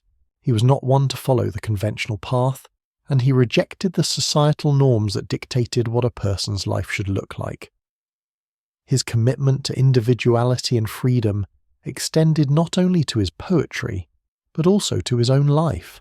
Whitman was not interested in fitting into the molds that society had set for him, and he often felt that his art required him to remain unattached to any one person or place. Though Whitman was deeply connected to the people he encountered in his daily life, he also maintained a certain distance from them. He was known for being both approachable and solitary, moving between periods of social engagement and retreat. His time in Washington, D.C. during the Civil War, for instance, was a period of intense emotional involvement with the soldiers he cared for, yet his personal life remained largely solitary. He lived in a small room in the city, dedicating much of his time to writing, revising and responding to the world around him through his poetry. His interactions with others were often fleeting, and he spent much of his life in self-imposed isolation, choosing to focus on his work rather than forming lasting romantic or familial bonds. Whitman's relationship with his family, particularly with his mother and brothers, was also complex. His father, Walter Whitman, was often absent and unreliable, and Whitman's mother, Louisa Van Velser, was a hard-working and devout woman who supported her family with great resilience. Whitman was very close to his mother, and she played a significant role in shaping his early life. His relationship with his brothers was also important, though at times strained. Whitman was especially protective of his brother George, whose injuries in the war had a lasting impact on Whitman. Yet, despite these close familial ties, Whitman often felt a sense of distance from his family and society at large. He was never fully integrated into the traditional social structures of his time, and his sense of alienation sometimes fueled the emotional depth of his poetry. Whitman's feelings of alienation and solitude were matched by his deep need for self-expression. Writing, for Whitman, was not just an artistic pursuit. It was a form of self-exploration and self-affirmation. His poetry was a way for him to explore his emotions, to confront his personal struggles, and to express his understanding of the world. Whitman was constantly revising and expanding Leaves of Grass, working to refine his vision and to express his evolving understanding of the human experience. His revisions to the work were not just technical changes, they were a reflection of his personal growth and his attempt to reconcile his inner and outer worlds. While Whitman's personal life was marked by moments of solitude, his poetry was deeply connected to the lives of others. He sought to connect with the people around him, not through conventional relationships, but through his writing. His poems were a means of reaching out to others, of expressing the shared experience of being human, and of connecting to the broader world. Whitman believed that the act of writing was a communal act, a way of bridging the gap between the self and the world. In the years following the publication of Leaves of Grass, Whitman would become more reclusive, spending much of his time in Camden, New Jersey, where he lived until his death. Though his health was deteriorating, he continued to write and revise, deepening his exploration of the human condition. His later works, including the final editions of Leaves of Grass, reflect a poet who had come to terms with his own life and legacy. Though he never married or had children, Whitman's poetry was his legacy, a testament to his belief in the power of self-expression and the importance of human connection. The aftermath of the Civil War was a time of profound reflection for Walt Whitman, both as a poet and as an American.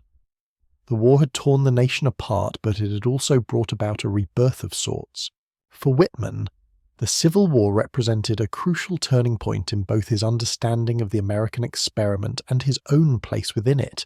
As the nation struggled to heal and rebuild, Whitman's poetry became a way for him to process the immense emotional and social upheaval that had occurred. In the years following the war, Whitman returned to his poetry with a renewed sense of purpose. He had witnessed the immense toll the war had taken on the nation's citizens, and he understood that the United States could not emerge from this conflict unchanged. In the same way that he had witnessed the physical suffering of the soldiers, Whitman now faced the emotional scars left by the war. His poetry became a means of grappling with the difficult questions of what it meant for the nation to move forward, how to heal the divisions that had torn the country apart, and how to honour the sacrifices made by those who had fought. Whitman's emotional connection to the war and its aftermath was deeply personal. His time in the hospitals caring for wounded soldiers had changed him, He had come to see firsthand the impact of war, not just on the soldiers who fought, but on their families and on society as a whole. The grief, loss, and trauma he had witnessed left an indelible mark on Whitman, and this emotional weight was reflected in his post-war poetry. In the wake of the war, Whitman revised and expanded Leaves of Grass, adding new poems and reworking old ones. These revisions were not just artistic, they were emotional and philosophical. Whitman's understanding of life, death, and the human experience had been altered by the war, and he sought to express this newfound depth in his writing. The result was a more somber, more reflective tone in his poetry, one that still retained the optimism and celebration of democracy that had defined his earlier work, but with a new awareness of the fragility of those ideals. In Drum Taps, Whitman had explored the immediate effects of the war, but in the years following, his poetry began to grapple with the long-term impact of the conflict. He wrote not only about the sacrifices of the soldiers, but also about the difficult process of rebuilding a nation that had been shattered. Whitman's belief in democracy and equality remained steadfast, but he now recognized the complexity of these ideals in the context of a country that had experienced such a traumatic division. The war had, in many ways, forced the nation to confront its own contradictions. The ideals of liberty and equality could not be fully realized until the deep-seated issues of slavery and race were addressed. This struggle was reflected in the poetry Whitman wrote after the war. His poems became increasingly focused on the idea of healing, both personal and national. The nation, in Whitman's view, could only move forward if it acknowledged the wounds caused by the war and worked to heal them. This theme of healing was present in his later work, where he expressed both a sense of mourning for the loss of life and an unwavering belief in the possibility of renewal. In the years after the war, Whitman's poetry also took on a more spiritual dimension. As he grappled with the losses he had experienced, both on a personal level and as a witness to the war, Whitman began to explore the idea of immortality and the eternal nature of the human spirit. He wrote about death, but he also wrote about the continuity of life, the connection between the individual and the collective, and the idea that each person's life was part of a larger cosmic story. His belief in the immortality of the soul was a way for him to make sense of the immense suffering he had witnessed, and to offer a sense of solace to those who had been affected by the war. Whitman's poetry in the aftermath of the war also reflects his growing sense of the interconnectedness of all people. He had long championed the idea of democracy, but the war had deepened his understanding of what it meant for the nation to be truly united. He wrote about the importance of community, of individuals coming together to build a better future. His poetry emphasized the need for reconciliation, for healing the divisions that had torn the country apart. He believed that the ideals of freedom and equality could only be realized if all people, regardless of race, class, or background, were willing to work together to build a more just society. As Whitman's health began to decline in the years after the war, his poetry also took on a more contemplative tone. He was now in his 50s, and his once vibrant energy had begun to wane. His health had been compromised by his time as a nurse, and he suffered from a variety of ailments, including a stroke. Yet despite his physical decline, Whitman continued to write and revise Leaves of Grass, imbuing his later work with a sense of wisdom and introspection. The tone of his poetry became more meditative, more focused on the passage of time and the inevitability of death. Yet, even as he faced his own mortality, Whitman's belief in the power of poetry to inspire and uplift remained unwavering. Whitman's work in the years after the war reflects a deepened sense of his own legacy. He began to see himself not only as a poet of the present, but as a poet of the future, a voice that would endure long after his death. This belief in the lasting power of his work was reflected in the final editions of Leaves of Grass, where Whitman wrote of immortality, the continuity of the human spirit, and the eternal value of the democratic ideals he had championed throughout his life. Through his poetry, Whitman was able to process the emotional and intellectual challenges brought on by the Civil War. He sought to heal the wounds of the nation, both physical and psychological, and to offer a vision of a more unified, just America. His work after the war is a testament to his enduring belief in the power of democracy, the resilience of the human spirit, and the potential for renewal, even in the face of profound loss. As Walt Whitman entered the later years of his life, Leaves of Grass became more than just a collection of poems. It was a living testament to his evolution as a poet and thinker. Whitman's revisions to the book, which he continued to expand and refine throughout his lifetime, reflect not only his changing understanding of the world, but also his unyielding belief in the power of poetry to capture the essence of the American experience. Over the course of the years, Leaves of Grass grew from a modest collection of 12 poems to a sprawling, complex work that contained over 300 poems by the time of Whitman's death. In the first edition of Leaves of Grass, published in 1855, Whitman's vision was still raw, experimental, and somewhat unpolished. The work was revolutionary in its use of free verse and its rejection of traditional poetic structures, but it was also a personal statement from a poet still finding his voice. Despite the mixed reactions to this first edition, Whitman knew that the book was just the beginning of a long journey.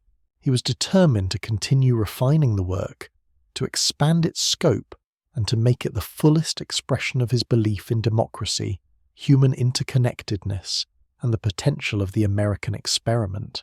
Whitman's later editions of Leaves of Grass reflect his growing confidence as a poet and his deepening understanding of the human experience. The second edition, published in 1856, included several new poems and revisions of older ones. The tone of the collection had matured, and Whitman's focus had expanded beyond the celebration of the individual self to include more contemplative, meditative themes. He continued to explore the body, sexuality, and democracy, but he also began to incorporate more personal reflections on death, immortality, and the passage of time. The 1860 edition, released just before the Civil War, marked another major step in the evolution of Leaves of Grass. This edition contained many of Whitman's most famous poems, including The Wound Dresser, Drum Taps, and O Captain, My Captain, the latter becoming one of the most enduring tributes to Abraham Lincoln following the president's assassination in 1865.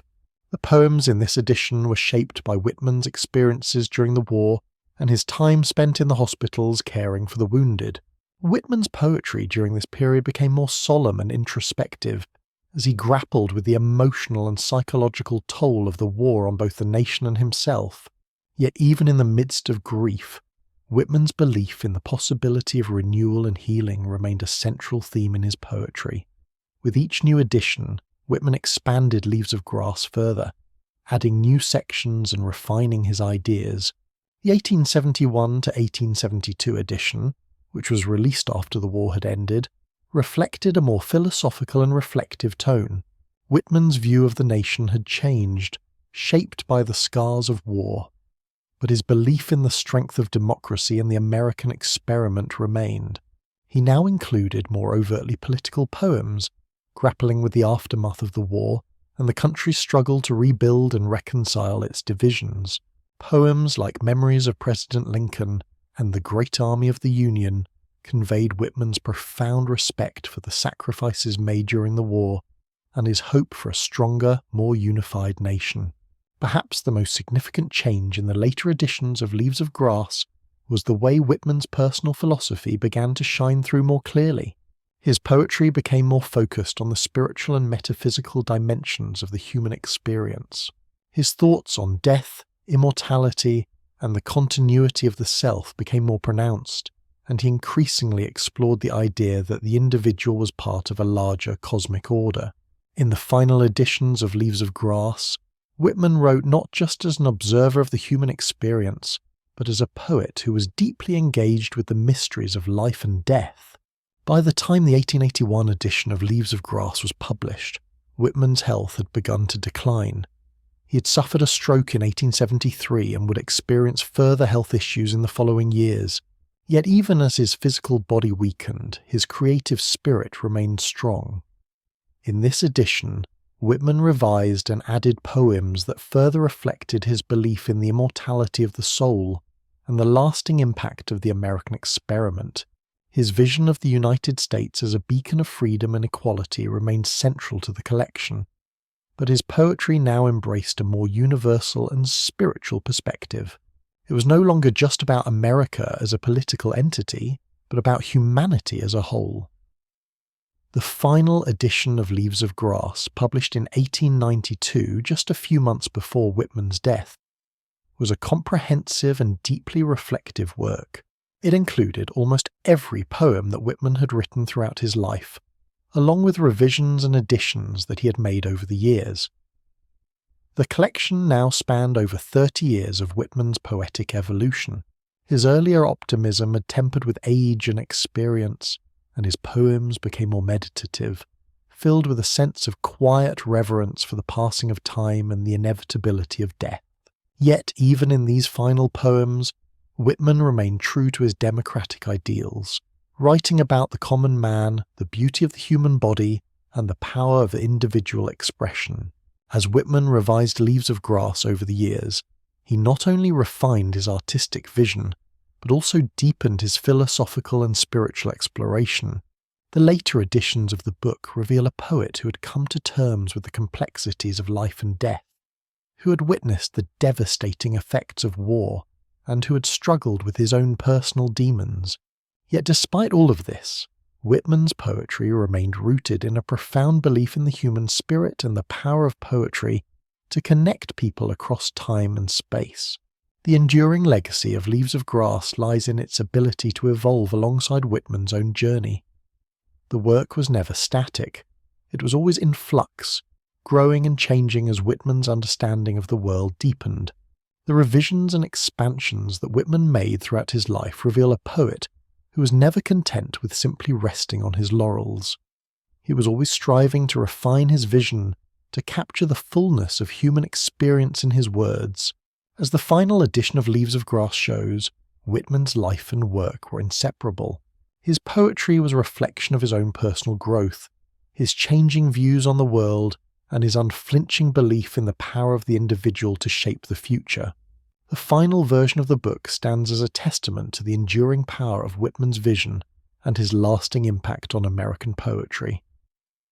By the time of Walt Whitman's death in 1892, his influence on American literature had begun to take root.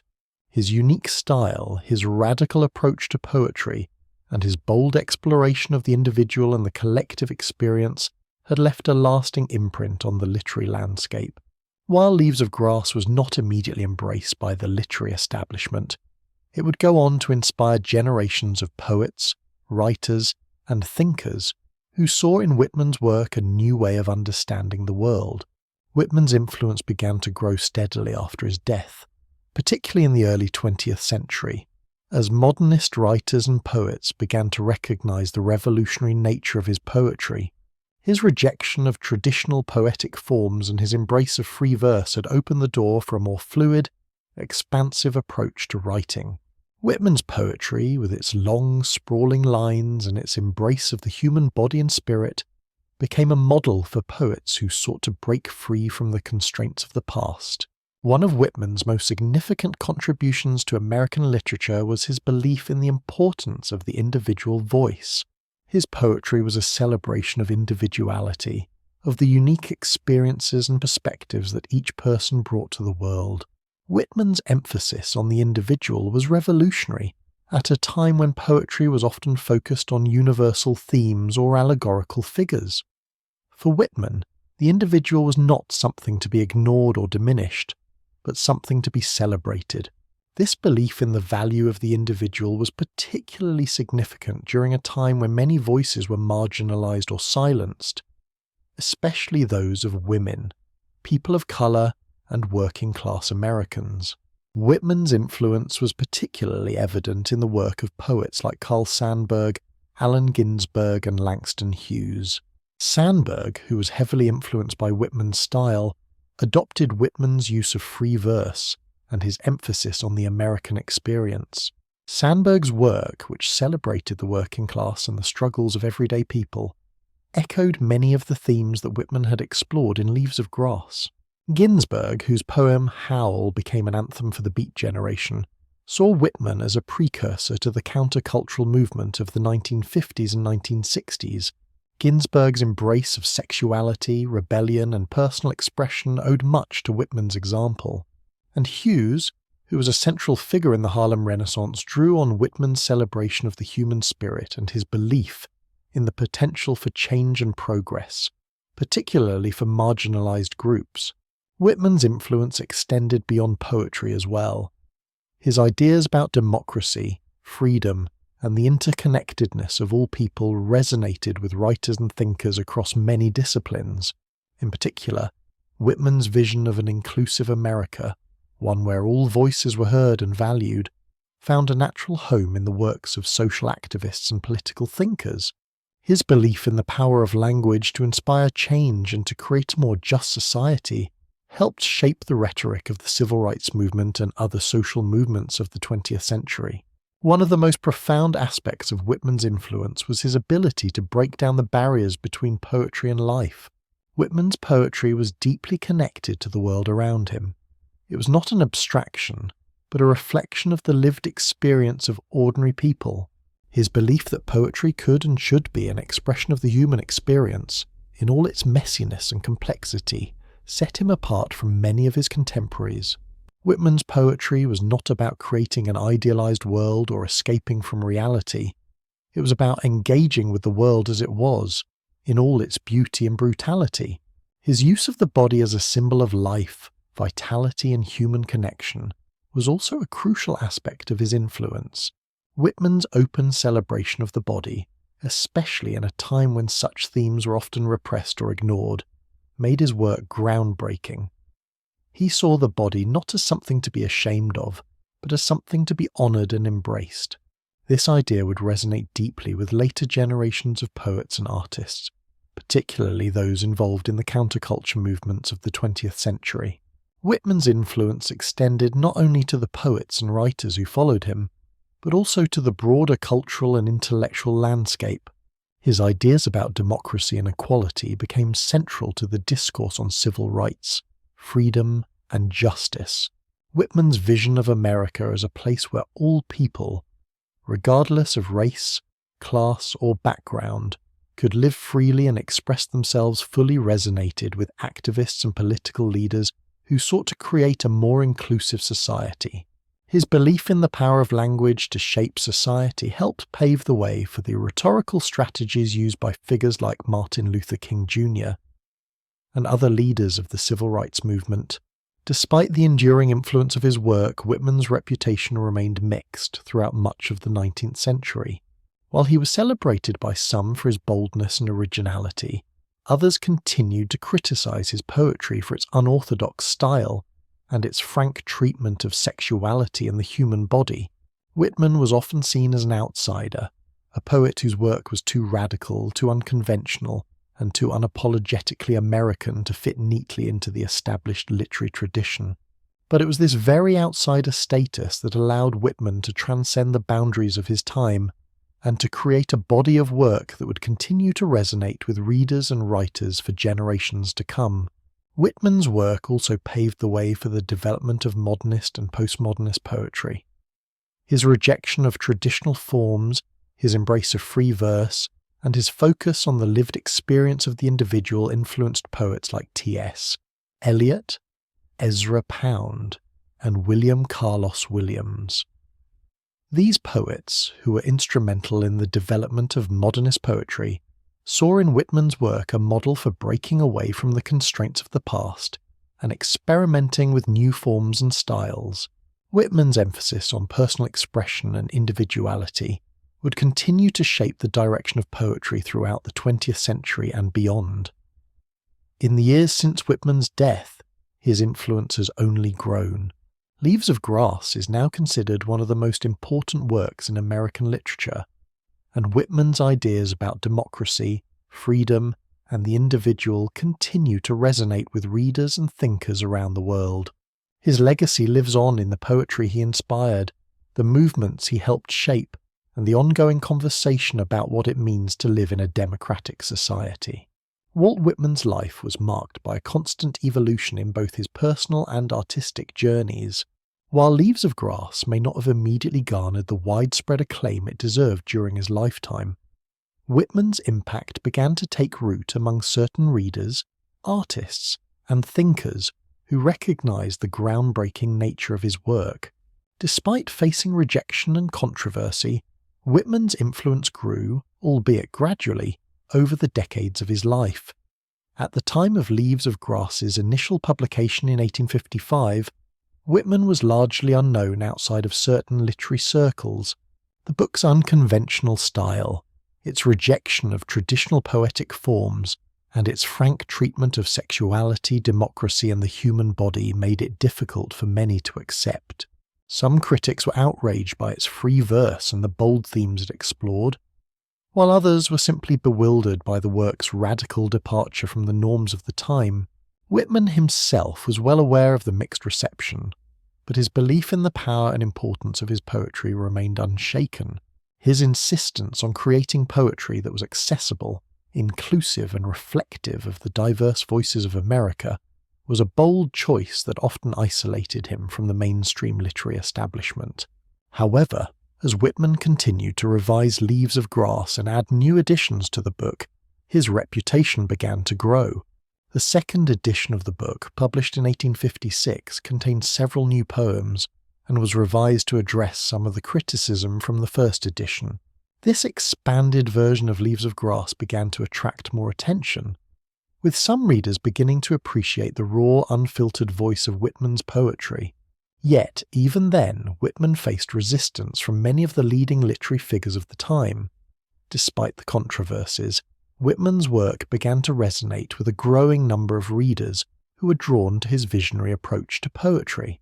Some were intellectuals and artists who recognized the groundbreaking nature of his work, while others were ordinary citizens who found in Whitman's poetry an expression of their own democratic ideals and aspirations. His work spoke to the human experience in a way that was both universal and deeply personal, and this connection began to create a loyal following. One of the most important aspects of Whitman's growing influence was his connection to the political and social movements of the time. While Whitman's work was not overtly political in the traditional sense, his embrace of democracy, equality, and freedom made him a natural ally to those advocating for social change. His poems reflected his belief in the potential of America to become a more just and equal society, and this vision resonated with those who were fighting for the abolition of slavery, women's rights, and workers' rights. Whitman's democratic vision of the United States, which saw the country as a place where every voice had value, made him an important figure in the intellectual and political movements of the 19th century. Whitman's personal connection to the Civil War also contributed to the growing respect he received during his lifetime. As he spent time in Washington, D.C., caring for the wounded soldiers, Whitman's poetry took on new emotional depth. His experiences as a nurse in the war hospitals profoundly impacted his writing, and poems like The Wound Dresser and Drum Taps reflected his deep empathy for the soldiers and his belief in the importance of the war as a test of the nation's democratic ideals. Whitman's unwavering support for the Union and his belief in the necessity of the war to preserve the Union and abolish slavery further endeared him to many who shared his views. Yet, despite the recognition Whitman received from certain intellectual and artistic circles, his full acceptance in the literary world did not come until much later in his life. The mid-19th century literary establishment, dominated by the likes of Longfellow, Emerson, and Poe, was often resistant to Whitman's innovations. His rejection of rhyme and meter, his free verse, and his focus on the physical and spiritual aspects of life were seen as challenges to the conventions that had long governed poetry. Whitman's work was too bold, too personal, and too unrefined for many in the literary elite, and as a result he remained something of an outsider in his own time. Nevertheless, Whitman's impact continued to grow in the latter years of his life. As the 1870s and 1880s progressed, more and more people began to recognize Whitman's significance as a poet. His work began to attract the attention of the literary critics who had once dismissed him. Whitman's reputation slowly began to shift from that of an eccentric outsider to one of America's most important poets. His vision of democracy, his unique poetic style, and his unwavering commitment to individual freedom began to be seen as not just radical, but also profoundly American. In addition to the growing literary recognition, Whitman's later life was marked by increasing respect from political leaders and intellectuals. His influence on American poetry, as well as his role in shaping the nation's cultural and philosophical ideas, became more widely acknowledged. His poetry was increasingly embraced for its celebration of the human spirit and for its bold rejection of the restrictions that had defined traditional poetry. Yet, despite the growing recognition, Whitman remained humble and deeply committed to his own vision. He continued to revise Leaves of Grass with the belief that the work was not yet finished, that it was a living document that could evolve and grow with the times. Whitman was always looking ahead, constantly refining his poetry in response to the changing world around him. His dedication to his work, his democratic ideals, and his belief in the power of poetry to shape the world around him remained steadfast until his death in 1892. In the years after Whitman's death, his reputation would only continue to grow. His work would inspire a new generation of poets, and his vision of America would come to be seen as a profound and enduring contribution to the nation's cultural and literary history. Leaves of Grass would be celebrated as one of the defining works of American literature, and Whitman would come to be regarded as one of the greatest poets in the history of the United States. Though Walt Whitman was not fully recognized during his lifetime, by the early 20th century, his work began to receive the acclaim and recognition it deserved. As the literary landscape evolved, Whitman's unconventional style, his embrace of free verse, and his groundbreaking celebration of individuality and democracy found new resonance. The 20th century marked the beginning of Whitman's literary canonization, as his influence on subsequent generations of poets and writers grew immeasurably. His ideas about the individual, the body, and the interconnectedness of all people became foundational to modern and postmodern literature.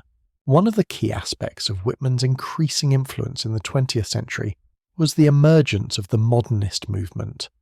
Modernist poets like T.S.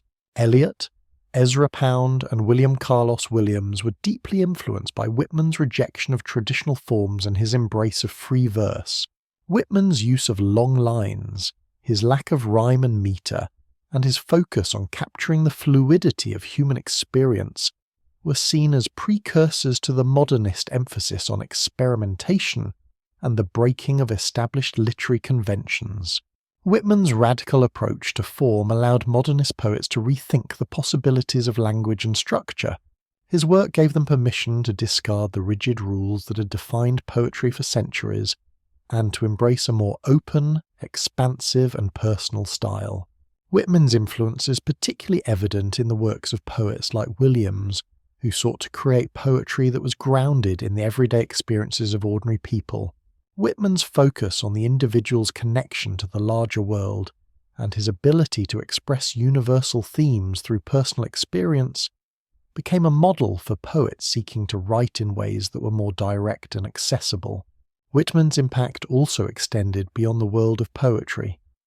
His democratic ideals and his celebration of the human body and spirit resonated with thinkers, philosophers, and artists from a wide range of disciplines.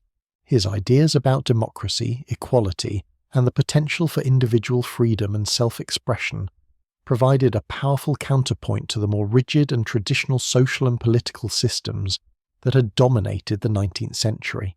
His belief that all people, regardless of background or class, deserved a voice was deeply influential in the development of progressive movements in the 20th century, particularly in the areas of civil rights, women's rights, and labour movements.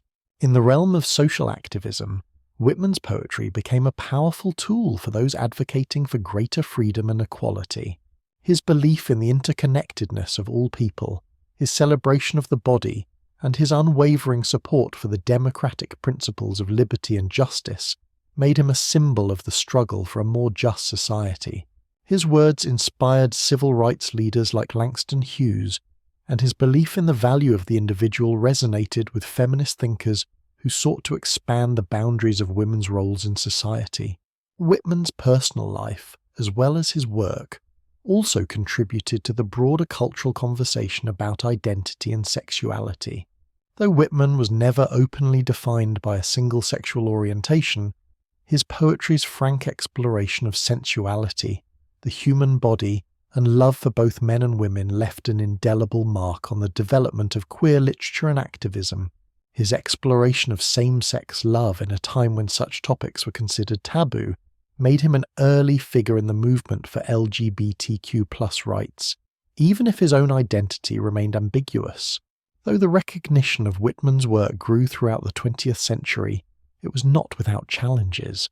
As literary taste evolved, there were critics who continued to dismiss Whitman's poetry as overly sentimental, self-indulgent, or excessively expansive. Some saw his unabashed celebration of the body as crass or vulgar, while others criticized the tone of his work, which was often seen as excessively optimistic or idealistic. For some critics, Whitman's vision of America was too idealistic, too tied to the notion of a perfect democracy that they believed was not fully realized in the world. But despite these criticisms, Whitman's work endured, finding new champions and readers as the decades passed.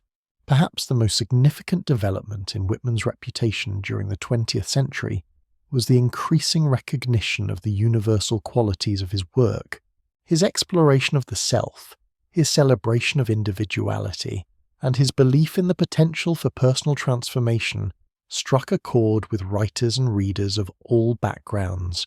Whitman's rejection of the conventional, his willingness to embrace the raw and the real, and his commitment to giving voice to the voiceless made him a poet for the people.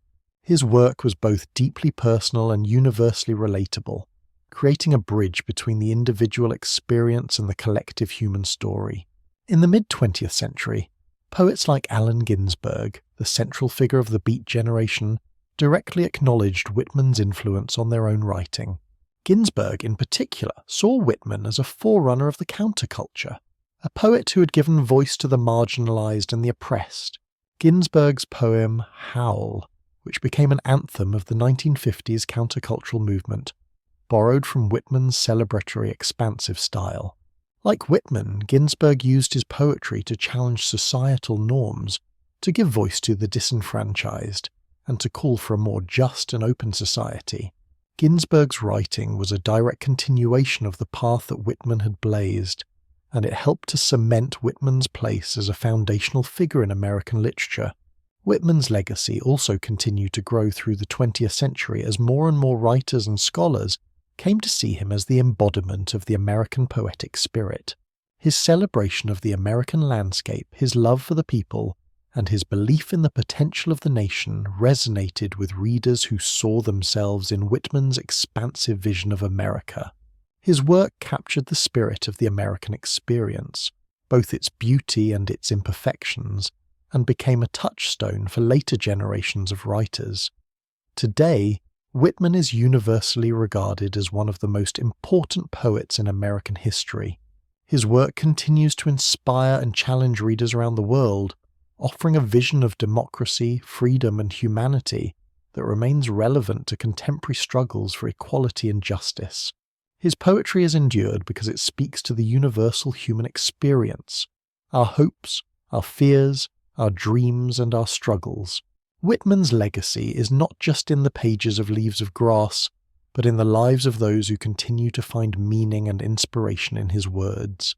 Walt Whitman's work resonated profoundly with the changing social and political climate of the 20th century.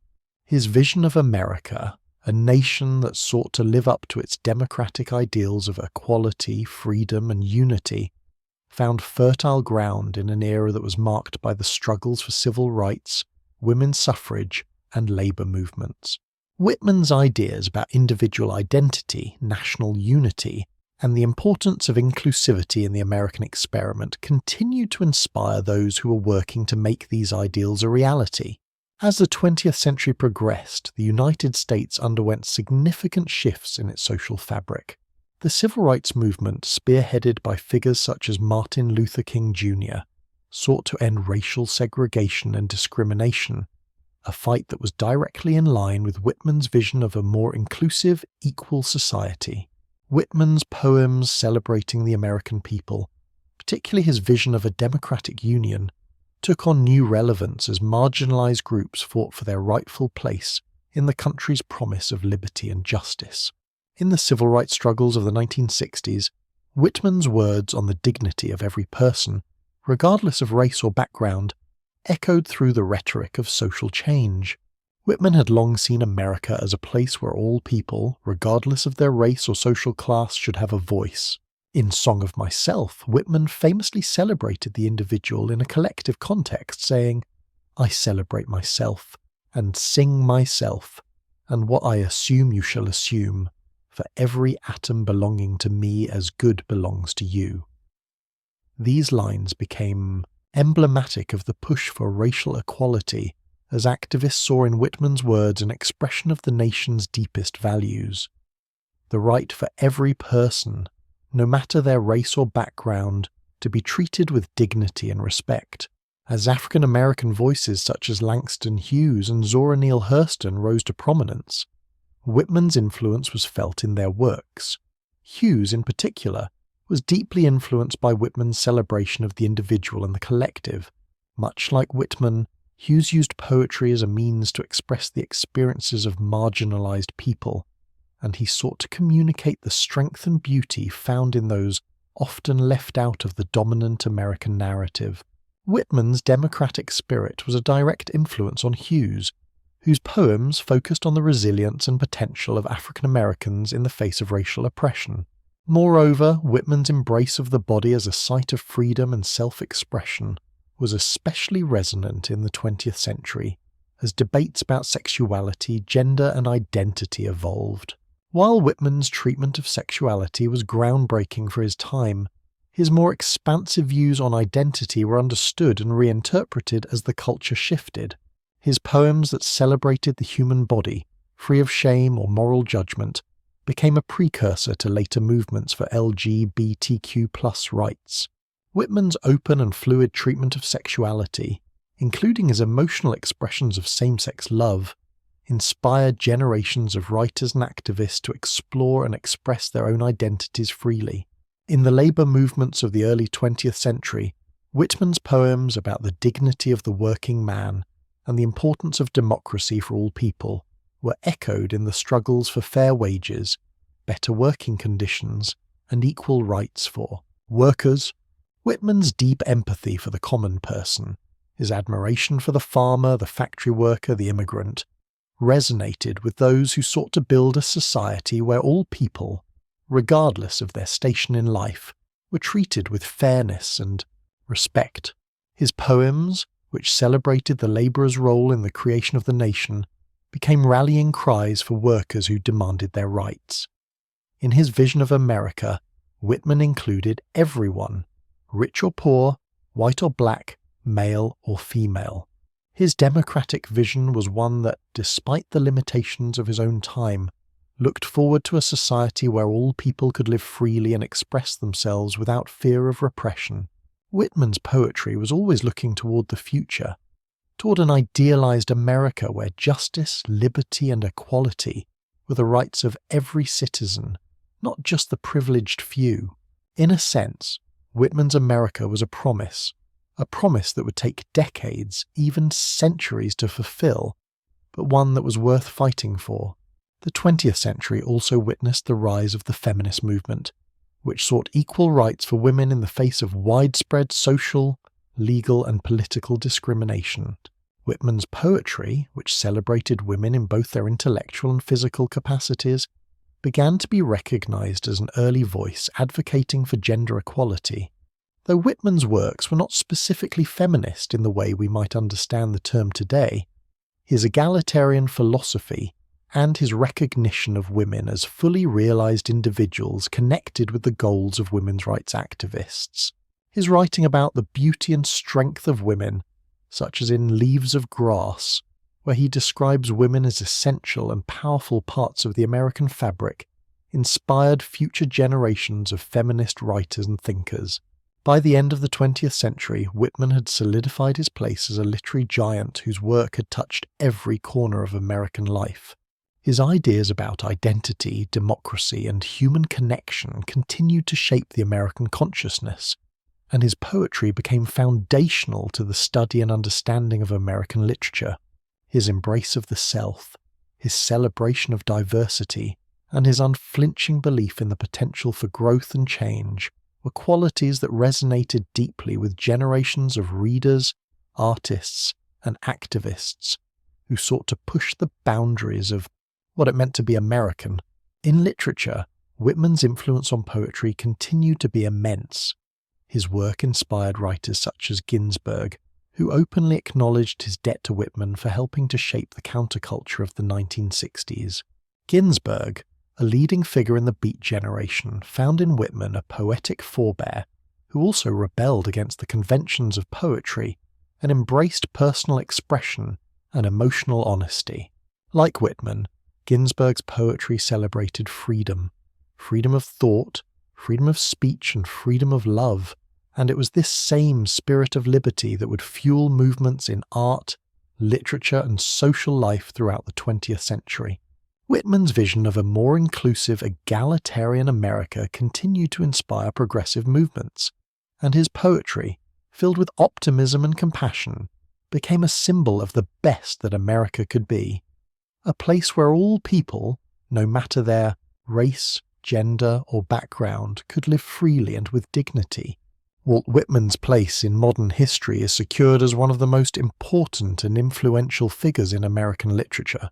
While his work was not widely appreciated in his lifetime, by the 20th century his ideas about democracy, individuality, and the power of free expression began to resonate deeply with both readers and writers. His vision of America as a place where all people, regardless of their race, background, or social class, could come together and live freely, continues to shape the cultural and political dialogue of the nation today. One of the enduring aspects of Whitman's legacy is his ability to transcend the time in which he lived and speak to universal themes that remain relevant across generations. His poetry, characterized by its boldness, emotional depth, and expansive language, was an attempt to capture the complexity and beauty of human existence. In doing so, Whitman laid the groundwork for much of modern poetry, and even influenced many of the great literary movements that followed. From the Beats to the postmodernists, Whitman's impact can be traced throughout the history of American literature. Whitman's emphasis on the individual and the body was groundbreaking. He challenged the norms of his time by celebrating human sexuality, physicality, and the connection between mind and body. This departure from Victorian-era prudery was not only a major innovation in poetry, but also contributed to the broader cultural shifts that would unfold in the 20th century. Whitman's poetry, with its focus on personal freedom and the joy of life, set the stage for later artistic movements that emphasized self-expression and rejected conformity. For example, the Beat poets of the 1950s and 1960s, such as Allen Ginsberg and Jack Kerouac, openly acknowledged Whitman's influence. Ginsberg's seminal work, Howl, shares many thematic elements with Whitman's poetry, including a raw, unflinching portrayal of human experience, sexuality, and the search for personal freedom. Ginsberg famously declared Whitman to be his poetic father, and his own embrace of free verse and social criticism was directly inspired by Whitman's example. Like Whitman, Ginsberg saw poetry as a means of social and political engagement, a tool to challenge conventional thinking and open up new possibilities for the individual. Moreover, Whitman's impact on modern art and culture can be seen in his influence on the counterculture movements of the 1960s. His ideas about liberty, self-expression, and the dignity of all people resonated with those fighting for civil rights, women's rights, and LGBTQ+ rights. Whitman's unashamed celebration of the human body and his recognition of the diversity of human experience made him an icon for movements that sought to challenge societal norms and advocate for greater inclusivity. His work provided a language for these movements, helping to shape the rhetoric of resistance and solidarity. Even in contemporary times, Whitman's influence is felt in the arts, politics, and social movements. His belief in the power of the individual to shape their own destiny resonates with modern ideas about personal autonomy and self-determination. His call for a more democratic and egalitarian society, where every voice is heard, continues to inspire activists who work for a more just and inclusive world. Whitman's poetry provides a framework for understanding the potential of democracy, not just as a political system, but as a way of life, a way of living with openness, compassion, and respect for the dignity of all people. Whitman's vision of a united, diverse America is perhaps more relevant now than ever. As the nation continues to grapple with issues of race, class, gender, and identity, Whitman's work provides a timely reminder of the ideals that the country was built on. His belief in the equality of all people, regardless of their background or station in life, offers an aspirational model for how we might continue to build a more just society. His poetry challenges us to look beyond our differences and see the common humanity that binds us all together. In the realm of academia, Whitman's place in modern history is firmly established. Scholars and literary critics continue to study and analyze his work, finding new interpretations and connections to the issues of the present day.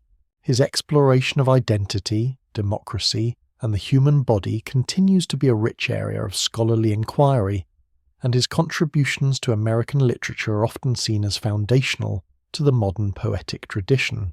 Through his expansive vision of poetry and his refusal to conform to the norms of his time, Whitman forever altered the course of literary history.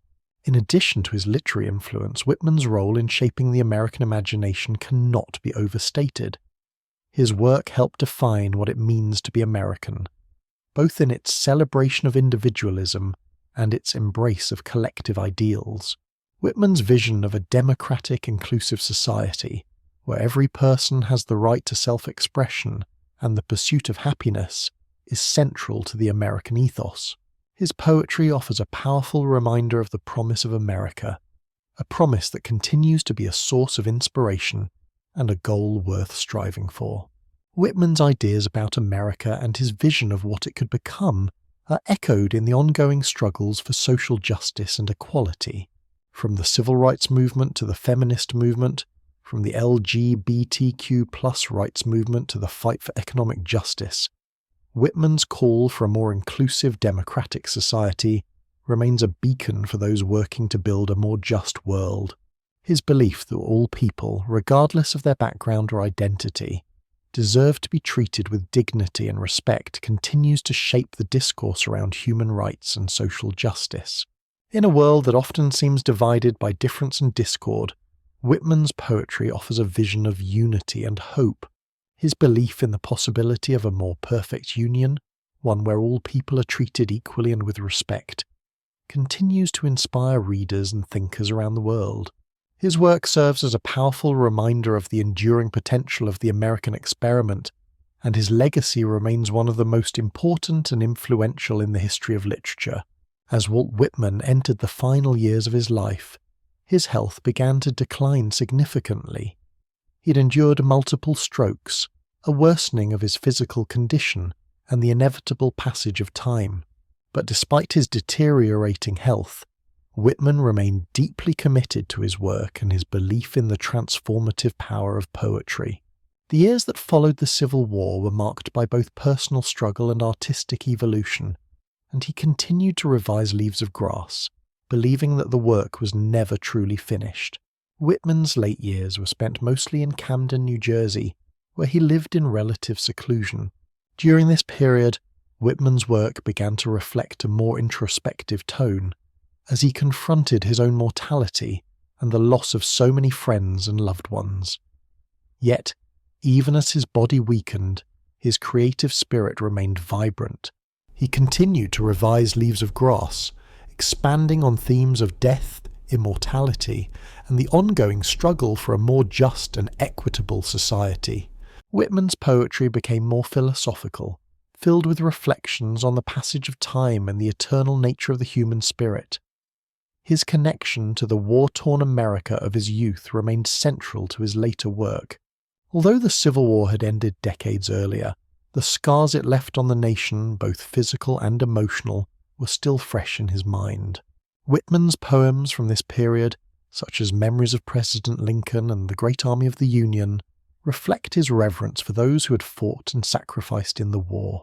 Whitman, who had been so deeply moved by the soldiers during his time in the hospitals, continued to honour their memory and the sacrifices they made for the preservation of the Union. The Civil War was not just a historical event for Whitman, it was the defining moment of his life, one that shaped his poetic vision and his understanding of America's potential. During his later years, Whitman received an increasing amount of recognition from readers and scholars, who began to appreciate the depth and complexity of his work. While his poetry had been met with criticism and confusion during the early part of his career, by the end of his life he was widely regarded as a literary giant. His unflinching commitment to his artistic vision and his revolutionary approach to poetry had earned him a place in the pantheon of great American writers. Yet Whitman remained humble, never seeking accolades or fame. His work, he believed, was a reflection of the nation's democratic ideals and its ongoing struggle to live up to its promise. As he faced the inevitability of death, Whitman's writing grew more contemplative. In his later revisions of Leaves of Grass, he wrote about the inevitability of mortality and the continuity of life beyond death. He saw death not as an end, but as a part of the eternal cycle of existence. His belief in immortality and the eternal nature of the human spirit gave his work a sense of comfort and reassurance, even in the face of personal loss. In poems like The Sleepers, Whitman mused on the cycles of life and death, expressing his belief that death was merely a transition, not an end. His writing, infused with this philosophy, offered solace to those who faced their own mortality. Whitman's final years were also marked by increasing recognition from the literary world. Although his work had been considered controversial and unconventional throughout much of his life, by the time of his death in 1892 he was widely regarded as one of the most important figures in American literature. His unique style and his unflinching exploration of the human experience had changed the course of American poetry. His free verse, his expansive vision of democracy, and his ability to capture the essence of the American spirit had set him apart from his contemporaries and had made him a foundational figure in the development of modern poetry. Whitman's legacy extended beyond the realm of poetry. His belief in the power of the individual, his celebration of the human body, and his commitment to democracy and equality resonated deeply with the social and political movements that arose in the decades after his death. His work laid the groundwork for the civil rights movement, the women's suffrage movement, and the labor movement, all of which sought to expand the promises of democracy and justice that Whitman had championed in his poetry. Whitman's vision of a more inclusive, egalitarian America became a touchstone for these movements, and his words continue to inspire those who fight for social change and equality today. Despite his growing recognition, Whitman remained a humble figure throughout his life. He never sought fame or glory for his work, and he continued to revise Leaves of Grass until the very end of his life. Whitman's dedication to his poetry, his unshakable belief in its power to inspire and transform, and his unwavering commitment to his ideals made him one of the most important figures in American literature. His work, though often overlooked in his lifetime, has become one of the defining legacies of American literary history. In his final years, Whitman was visited by admirers and scholars who came to see him as a kind of prophetic figure, a poet who had not only witnessed the birth of modern America, but had also helped to shape it. His poetry had given voice to the ordinary person, and his work had captured the essence of the American experience. As Whitman neared the end of his life, his place in history was secure, and his work had left an indelible mark on the nation he loved so deeply. When Whitman passed away in 1892, the world lost one of its most visionary poets, but his influence, both as an artist and as a thinker, continued to grow. His words, his vision, and his ideals lived on, shaping the course of American literature and society for generations to come. Walt Whitman's life and work were a testament to the power of the human spirit, and his legacy remains one of the most important contributions to the cultural and intellectual fabric of the United States. Walt Whitman's influence on 20th century poetry is profound and far-reaching. His innovative approach to poetic form, his democratic ideals, and his focus on individual freedom and human connection left a lasting imprint on generations of poets who came after him. From the modernist poets to the confessional poets, Whitman's work served as a wellspring of inspiration and a model for poets seeking to break away from the conventions of their time. One of the most significant aspects of Whitman's influence on 20th century poetry was his use of free verse. Whitman's rejection of rhyme and meter in favour of a more organic, flexible form of poetry opened up new possibilities for poets who wanted to explore the rhythms of speech and the natural flow of language. His expansive lines, with their long, breathless sentences and wide-ranging themes, allowed poets to break free from the constraints of traditional verse and experiment with new ways of expression. The modernist poets, particularly those writing in the early 20th century, were deeply influenced by Whitman's embrace of free verse and his rejection of traditional poetic forms. T.S. Eliot, Ezra Pound, and William Carlos Williams all acknowledged Whitman's influence on their work. Eliot, in particular, admired Whitman's ability to capture the emotional and intellectual complexity of modern life, and he saw in Whitman's poetry a model for how poetry could address the fragmentation and disillusionment of the modern world. Pound, too, was inspired by Whitman's revolutionary use of language and his focus on the power of the individual voice. Whitman's ability to weave together the personal and the universal to capture the rhythms of everyday speech while also addressing grand philosophical and political ideas was a key influence on the modernist movement. For Williams, Whitman's work was a crucial touchstone in his development as a poet. Williams, like Whitman, was deeply committed to capturing the experience of the ordinary person, the farmer, the labourer, the child, through language that was clear, direct, and unadorned. Williams' focus on the everyday life of Americans, as well as his use of language that reflected the rhythms of speech, owes much to Whitman's example. The influence of Leaves of Grass is particularly evident in Williams' work, such as in his famous poem The Red Wheelbarrow, which captures the beauty and significance of ordinary objects through simple, direct language. Whitman's focus on the individual, especially a celebration of the body and sexuality, also had a lasting impact on the poetry of the 20th century. The confessional poets of the mid-20th century, including Sylvia Plath, Robert Lowell, and Anne Sexton, drew on Whitman's example of using poetry as a means of self-expression. These poets, who often wrote about deeply personal experiences and emotions, were influenced by Whitman's belief in the importance of the self and the necessity of speaking one's truth. Like Whitman, the confessional poets sought to give voice to the individual, using poetry as a means of confronting and understanding their own experiences of love, loss, and identity. Whitman's exploration of the human body and his unflinching acceptance of sensuality and sexuality also had a significant impact on 20th century poetry. At a time when discussions of sexuality were often repressed or taboo, Whitman's open celebration of the body as a site of joy, strength, and freedom was radical. His embrace of the physical self, especially in poems like I Sing the Body Electric, challenged conventional notions of morality and propriety, and his frankness about sex and desire helped to pave the way for later poets to explore similar themes. In the 1960s and 1970s, during the height of the counterculture movement, Whitman's influence was particularly strong. The Beats, including Allen Ginsberg, Lawrence Ferlinghetti, and Jack Kerouac, drew heavily on Whitman's example.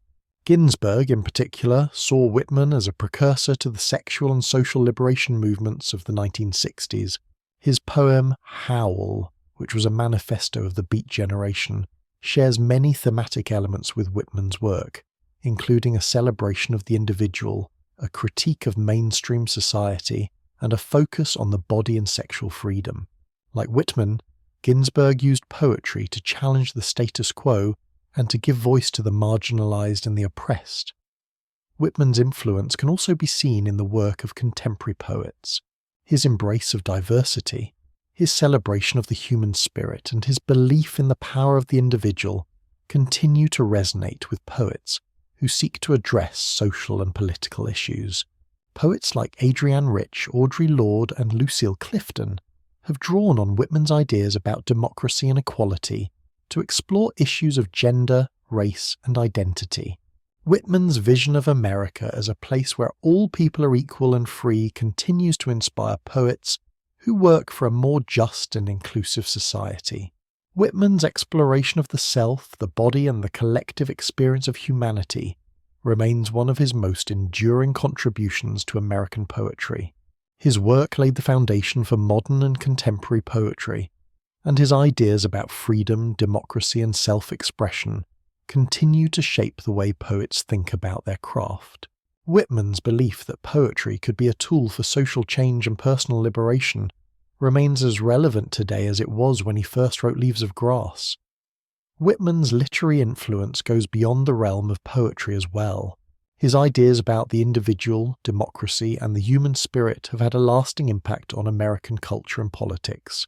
His belief in the power of the people, his advocacy for equality and justice, and his insistence on the importance of self-expression and individuality continue to inform the ongoing struggles for civil rights, gender equality, and social justice.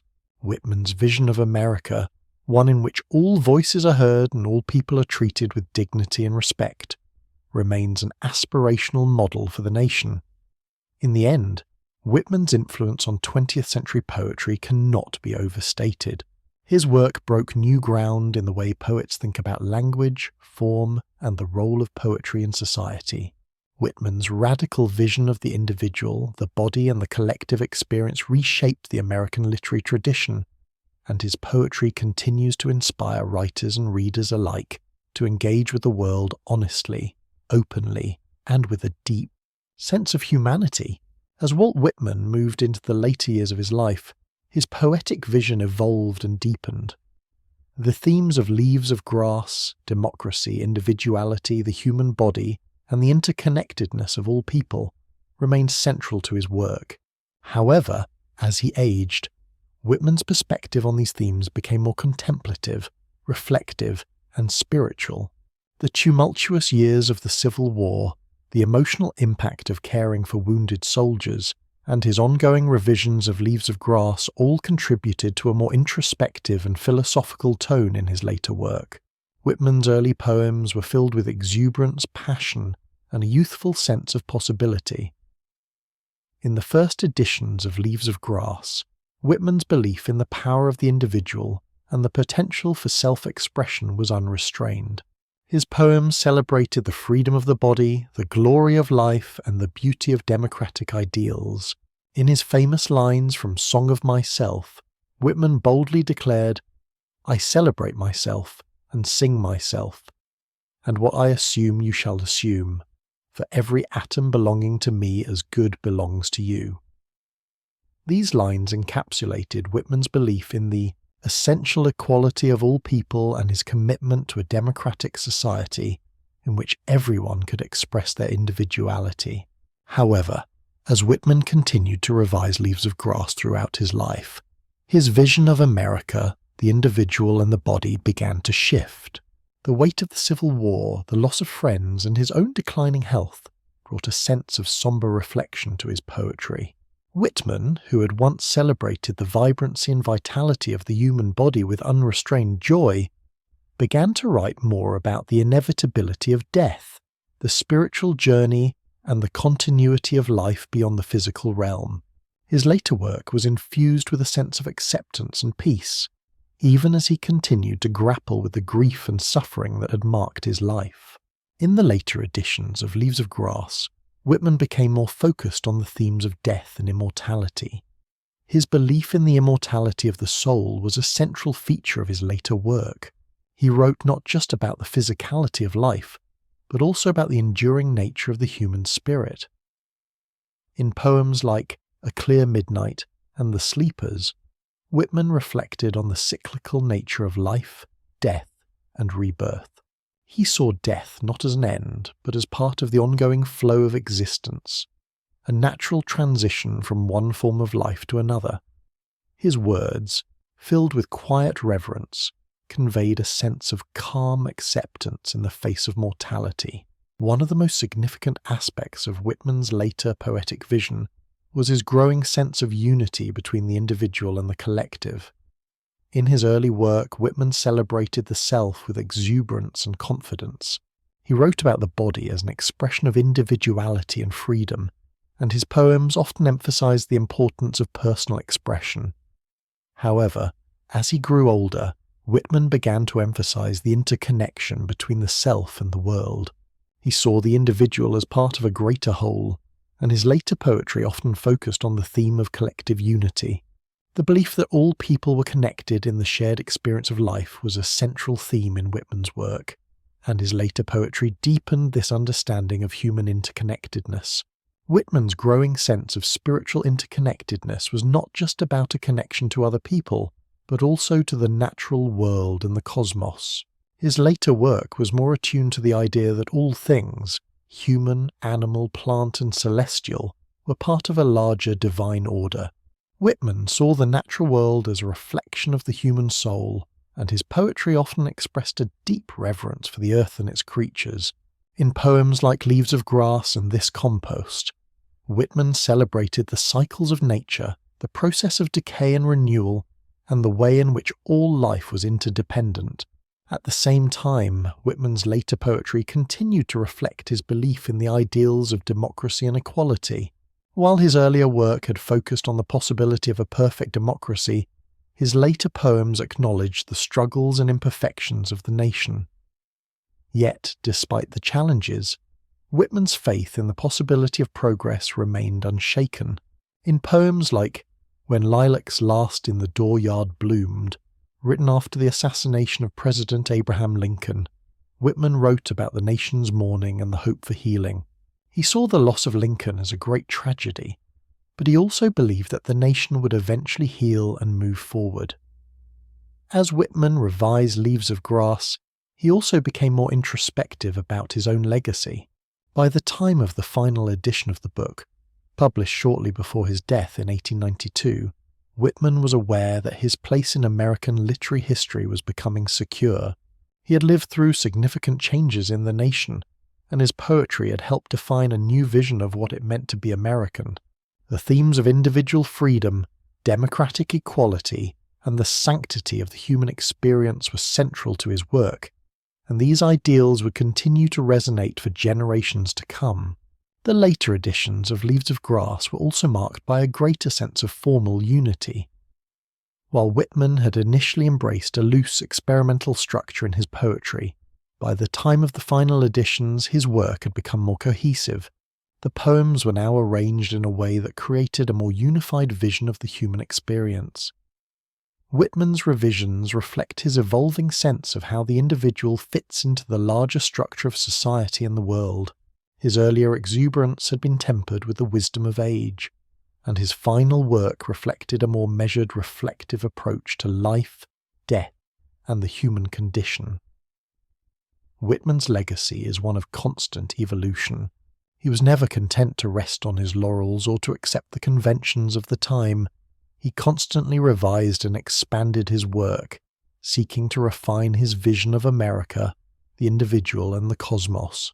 His later work, with its philosophical reflections on the passage of time, the interconnectedness of life, and the importance of the democratic ideals that shape the nation, continues to be a source of inspiration for readers, writers, and activists. Today, Whitman's ability to adapt, to revise, and to grow as both a poet and a thinker ensures that his influence will continue to be felt for generations to come.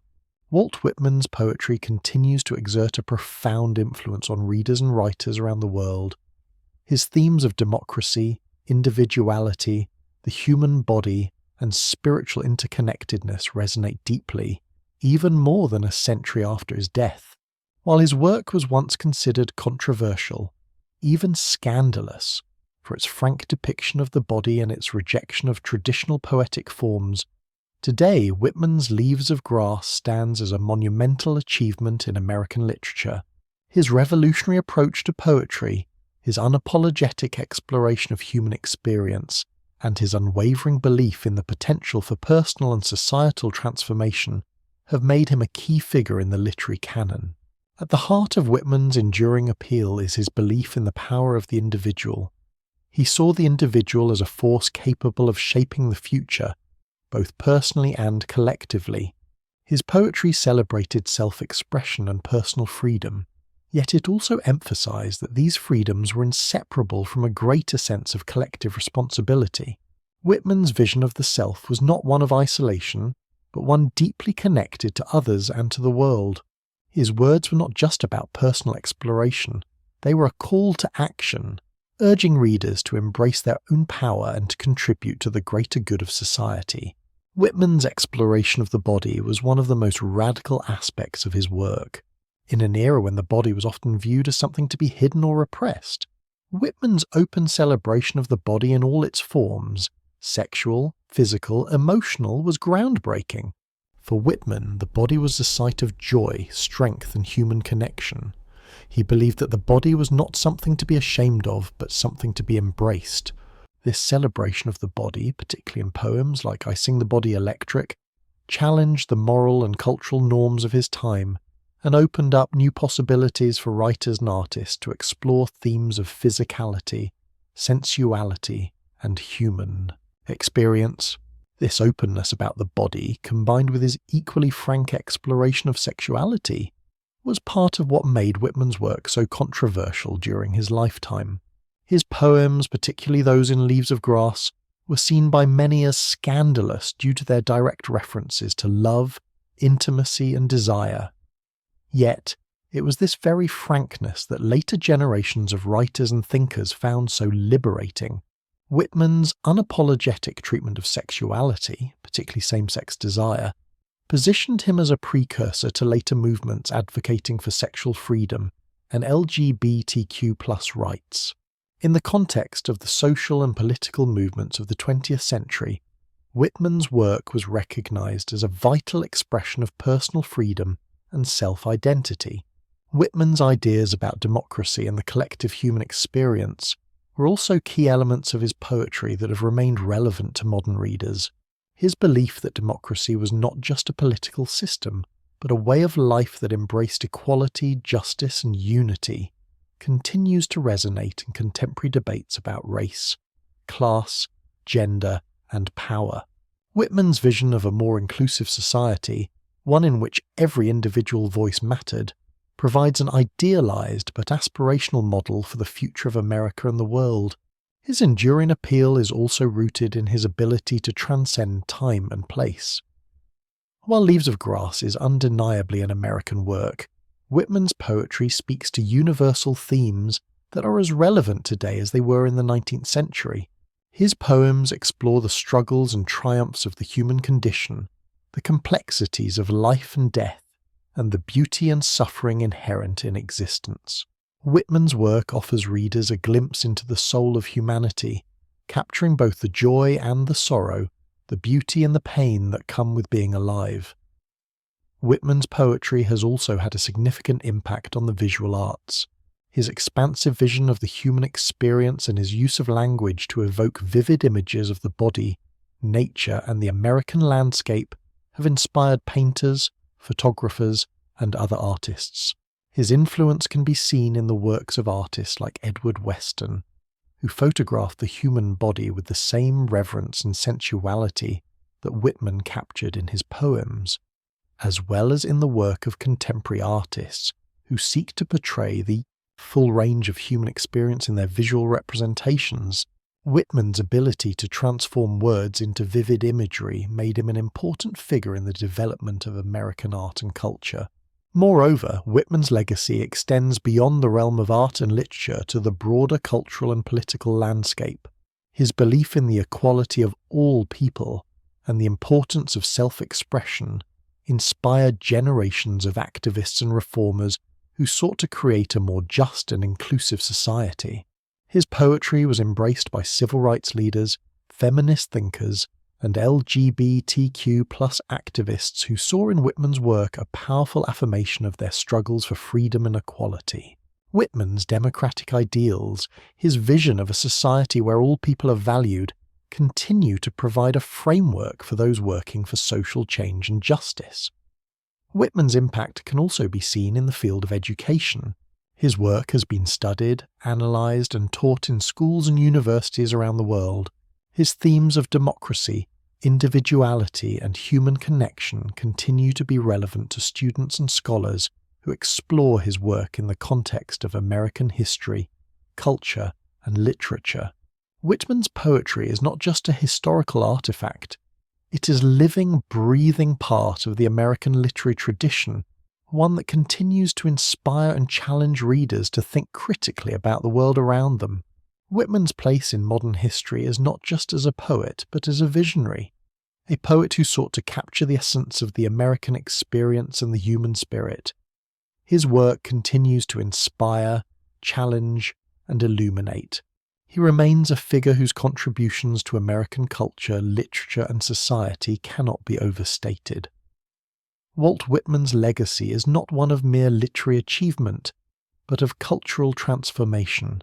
His words, his ideals, and his commitment to the power of the individual continue to resonate in the hearts and minds of readers, artists, and activists who seek to create a more just and compassionate world. Walt Whitman's final years were marked by physical decline, yet his mind and spirit remained as active as ever. By the time he entered his 70s, his health had been significantly compromised, largely due to the toll his years as a nurse during the Civil War had taken on him. He had suffered a stroke in 1873, which left him with long-term effects, including partial paralysis. Despite these challenges, Whitman continued to revise Leaves of Grass until his health no longer permitted.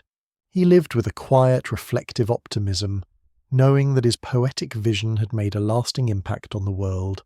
In his final years, Whitman had become a figure of reverence to many of his admirers, particularly in the literary and intellectual circles of the time.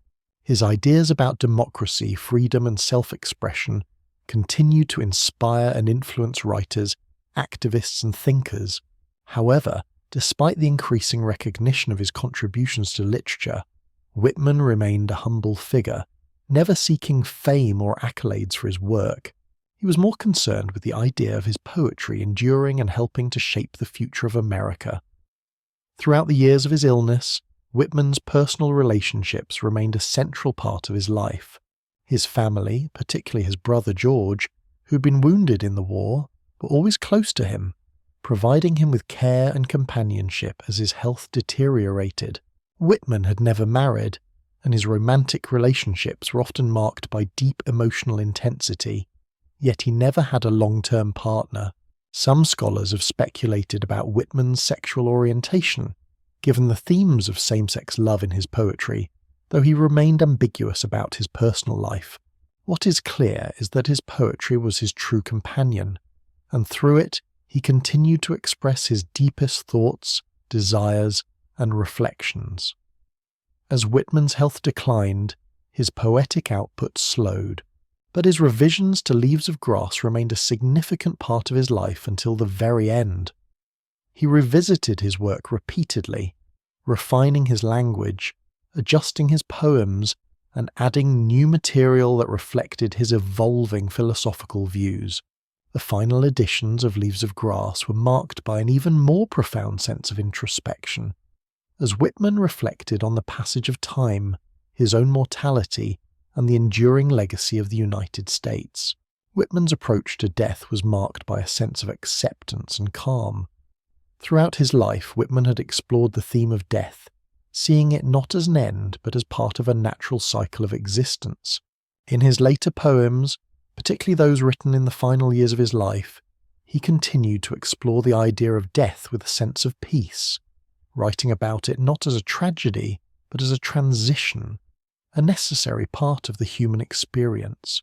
He expressed a belief in the continuity of the spirit, finding comfort in the idea that the individual self lived on in the collective memory of humanity. One of the most poignant examples of Whitman's reflections on death can be found in his poem Give Me the Splendid Silent Sun, in which he writes of his desire to pass peacefully and without fanfare, to become part of the great cycle of life and death. The poem captures Whitman's deep acceptance of his own mortality and his belief in the transcendence of the human soul. Whitman's understanding of death was not shaped by fear or sorrow, but by a deep reverence for the natural world and the cycles that governed it. Whitman passed away on March 26, 1892 in Camden, New Jersey, after a long period of illness. He was 72 years old. His death marked the end of an era for American poetry, but his legacy lived on. He had been an advocate for the common man, an artist who sought to give voice to the silenced and oppressed, and a poet whose words transcended the confines of his own time. His poetry, which had been groundbreaking in its exploration of human individuality and its celebration of democracy, had changed the landscape of American literature forever. Whitman's funeral was attended by many of his admirers, but it was a simple affair in keeping with the poet's lifelong modesty. His death did not bring an end to his influence, but rather marked the beginning of a new chapter in the reception of his work. In the years following his death, Leaves of Grass continued to be studied, admired and critiqued by readers and scholars around the world. His poetry, once considered controversial and scandalous, was now seen as a cornerstone of American literary tradition. Whitman's influence extended far beyond the literary world. His ideas about democracy, equality, and the interconnectedness of all people resonated with the social and political movements that emerged in the 20th century. The civil rights movement, the feminist movement, and the LGBTQ+ rights movement all drew inspiration from Whitman's belief in the dignity of the individual and the importance of a society that embraced the values of freedom and equality. Whitman's work became a touchstone for activists and reformers who sought to make the world a more just and inclusive place. In the decades after Whitman's death, his poetry continued to inspire new generations of writers, artists, and thinkers. His vision of America as a place where all people could live freely and express themselves fully became a guiding ideal for those who sought to build a better society. Whitman's belief in the transformative power of poetry also endured, as writers and readers continued to turn to his work for inspiration and solace. As we reflect on Whitman's life and legacy, we see a poet whose work was not just a product of its time, but a vision of what could be, an enduring testament to the potential of the human spirit and the possibilities of democracy. His poetry continues to speak to us today, urging us to embrace the fullness of our humanity, to celebrate our differences, and to recognize the interconnectedness of all people. Whitman's work remains one of the most significant contributions to American culture, and his vision of an inclusive, democratic America continues to inspire and challenge us as we navigate the complexities of the modern world. As we conclude this journey through the life and work of Walt Whitman, it becomes clear that his influence on American literature and culture is both profound and enduring. Whitman's voice, one that celebrated the individual, the body, and the democratic spirit, has left an indelible mark on both the literary world and the broader cultural landscape. His poetry continues to inspire writers, thinkers, and activists alike, and his vision of an inclusive, interconnected America remains a beacon for those seeking to understand the complexities of identity, freedom, and unity. Whitman's work is often regarded as the embodiment of American ideals. His belief in democracy, equality, and personal freedom was radical for his time, yet it continues to resonate today. His poetry transcends the specific historical moment in which it was written, offering readers timeless insights into the human condition. Whitman saw poetry not just as an art form, but as a tool for social change, a means to break down the barriers between individuals and to promote a more just and democratic society. Throughout his life, Whitman revised Leaves of Grass to reflect his evolving understanding of himself, his country, and the world. He was never satisfied with simply completing his work. He constantly sought to refine and expand his vision. This dedication to artistic evolution mirrors his broader commitment to the ideals of democracy. Just as America was a work in progress, so too was Whitman's poetry, forever adapting, growing, and striving toward a fuller realization of its potential. Though Whitman faced many challenges throughout his life, health struggles, criticism from his contemporaries, and the profound grief of living through the Civil War, he remained undeterred. His unflinching belief in the power of poetry to illuminate the human experience and transform society sustained him throughout his life. Whitman's commitment to his craft and his ideals speaks to the power of individual vision and perseverance. In many ways, his life and work are a testament to the resilience of the human spirit. Whitman's influence extends far beyond the literary world. His exploration of identity, the human body, and the interconnectedness of all people has inspired social and political movements, particularly those advocating for civil rights, women's equality, and LGBTQ+ rights. His words have served as a source of inspiration for those striving to create a more just and inclusive society, one where every individual can find their voice and be recognized for their inherent worth. Whitman's work continues to remind us of the possibilities of democracy and the importance of striving for a society that honors the dignity of all its members. In his final years, Whitman's vision of America remained steadfast. Though he recognized the imperfections of the country and the work still to be done, he continued to believe in its potential. His optimism, even in the face of personal and national challenges, is one of the defining qualities of his work. Whitman's poetry remains a powerful affirmation of the values that form the foundation of the United States: freedom, equality, and the belief in the potential for growth and progress. His work is a reflection of the very best ideals of the American experiment, ideals that continue to inspire and challenge us today. As we reflect on Whitman's legacy, we're reminded that his poetry was not just a personal expression of his thoughts and feelings. It was a call to action, a vision for a better world. Whitman believed in the transformative power of the individual, but he also recognized that true progress could only be achieved through collective effort. His poetry is a reminder that, while each person's voice is important, it is the unity of diverse voices that gives strength to democracy and humanity. Walt Whitman's contributions to American literature are immeasurable, but his influence reaches beyond the written word. His belief in the power of poetry to unite, to inspire, and to transform continues to guide us. His vision of a more inclusive, compassionate, and democratic society is one that remains as relevant today as it was in his time. Whitman's work serves as both a reflection of the past and a beacon for the future, urging us to continue striving for the ideals of liberty, justice, and equality for all. In the end, Whitman's legacy is not just in the poems he wrote, but in the way his work continues to shape the world. His belief in the transformative power of the human spirit, his celebration of individuality and diversity, and his unwavering commitment to the values of democracy have left an indelible mark on American culture and the world at large. Walt Whitman's voice may have faded with the passage of time, but the echoes of his words remain, urging us to live with integrity, to honor our shared humanity, and to continue working toward a better, more just world.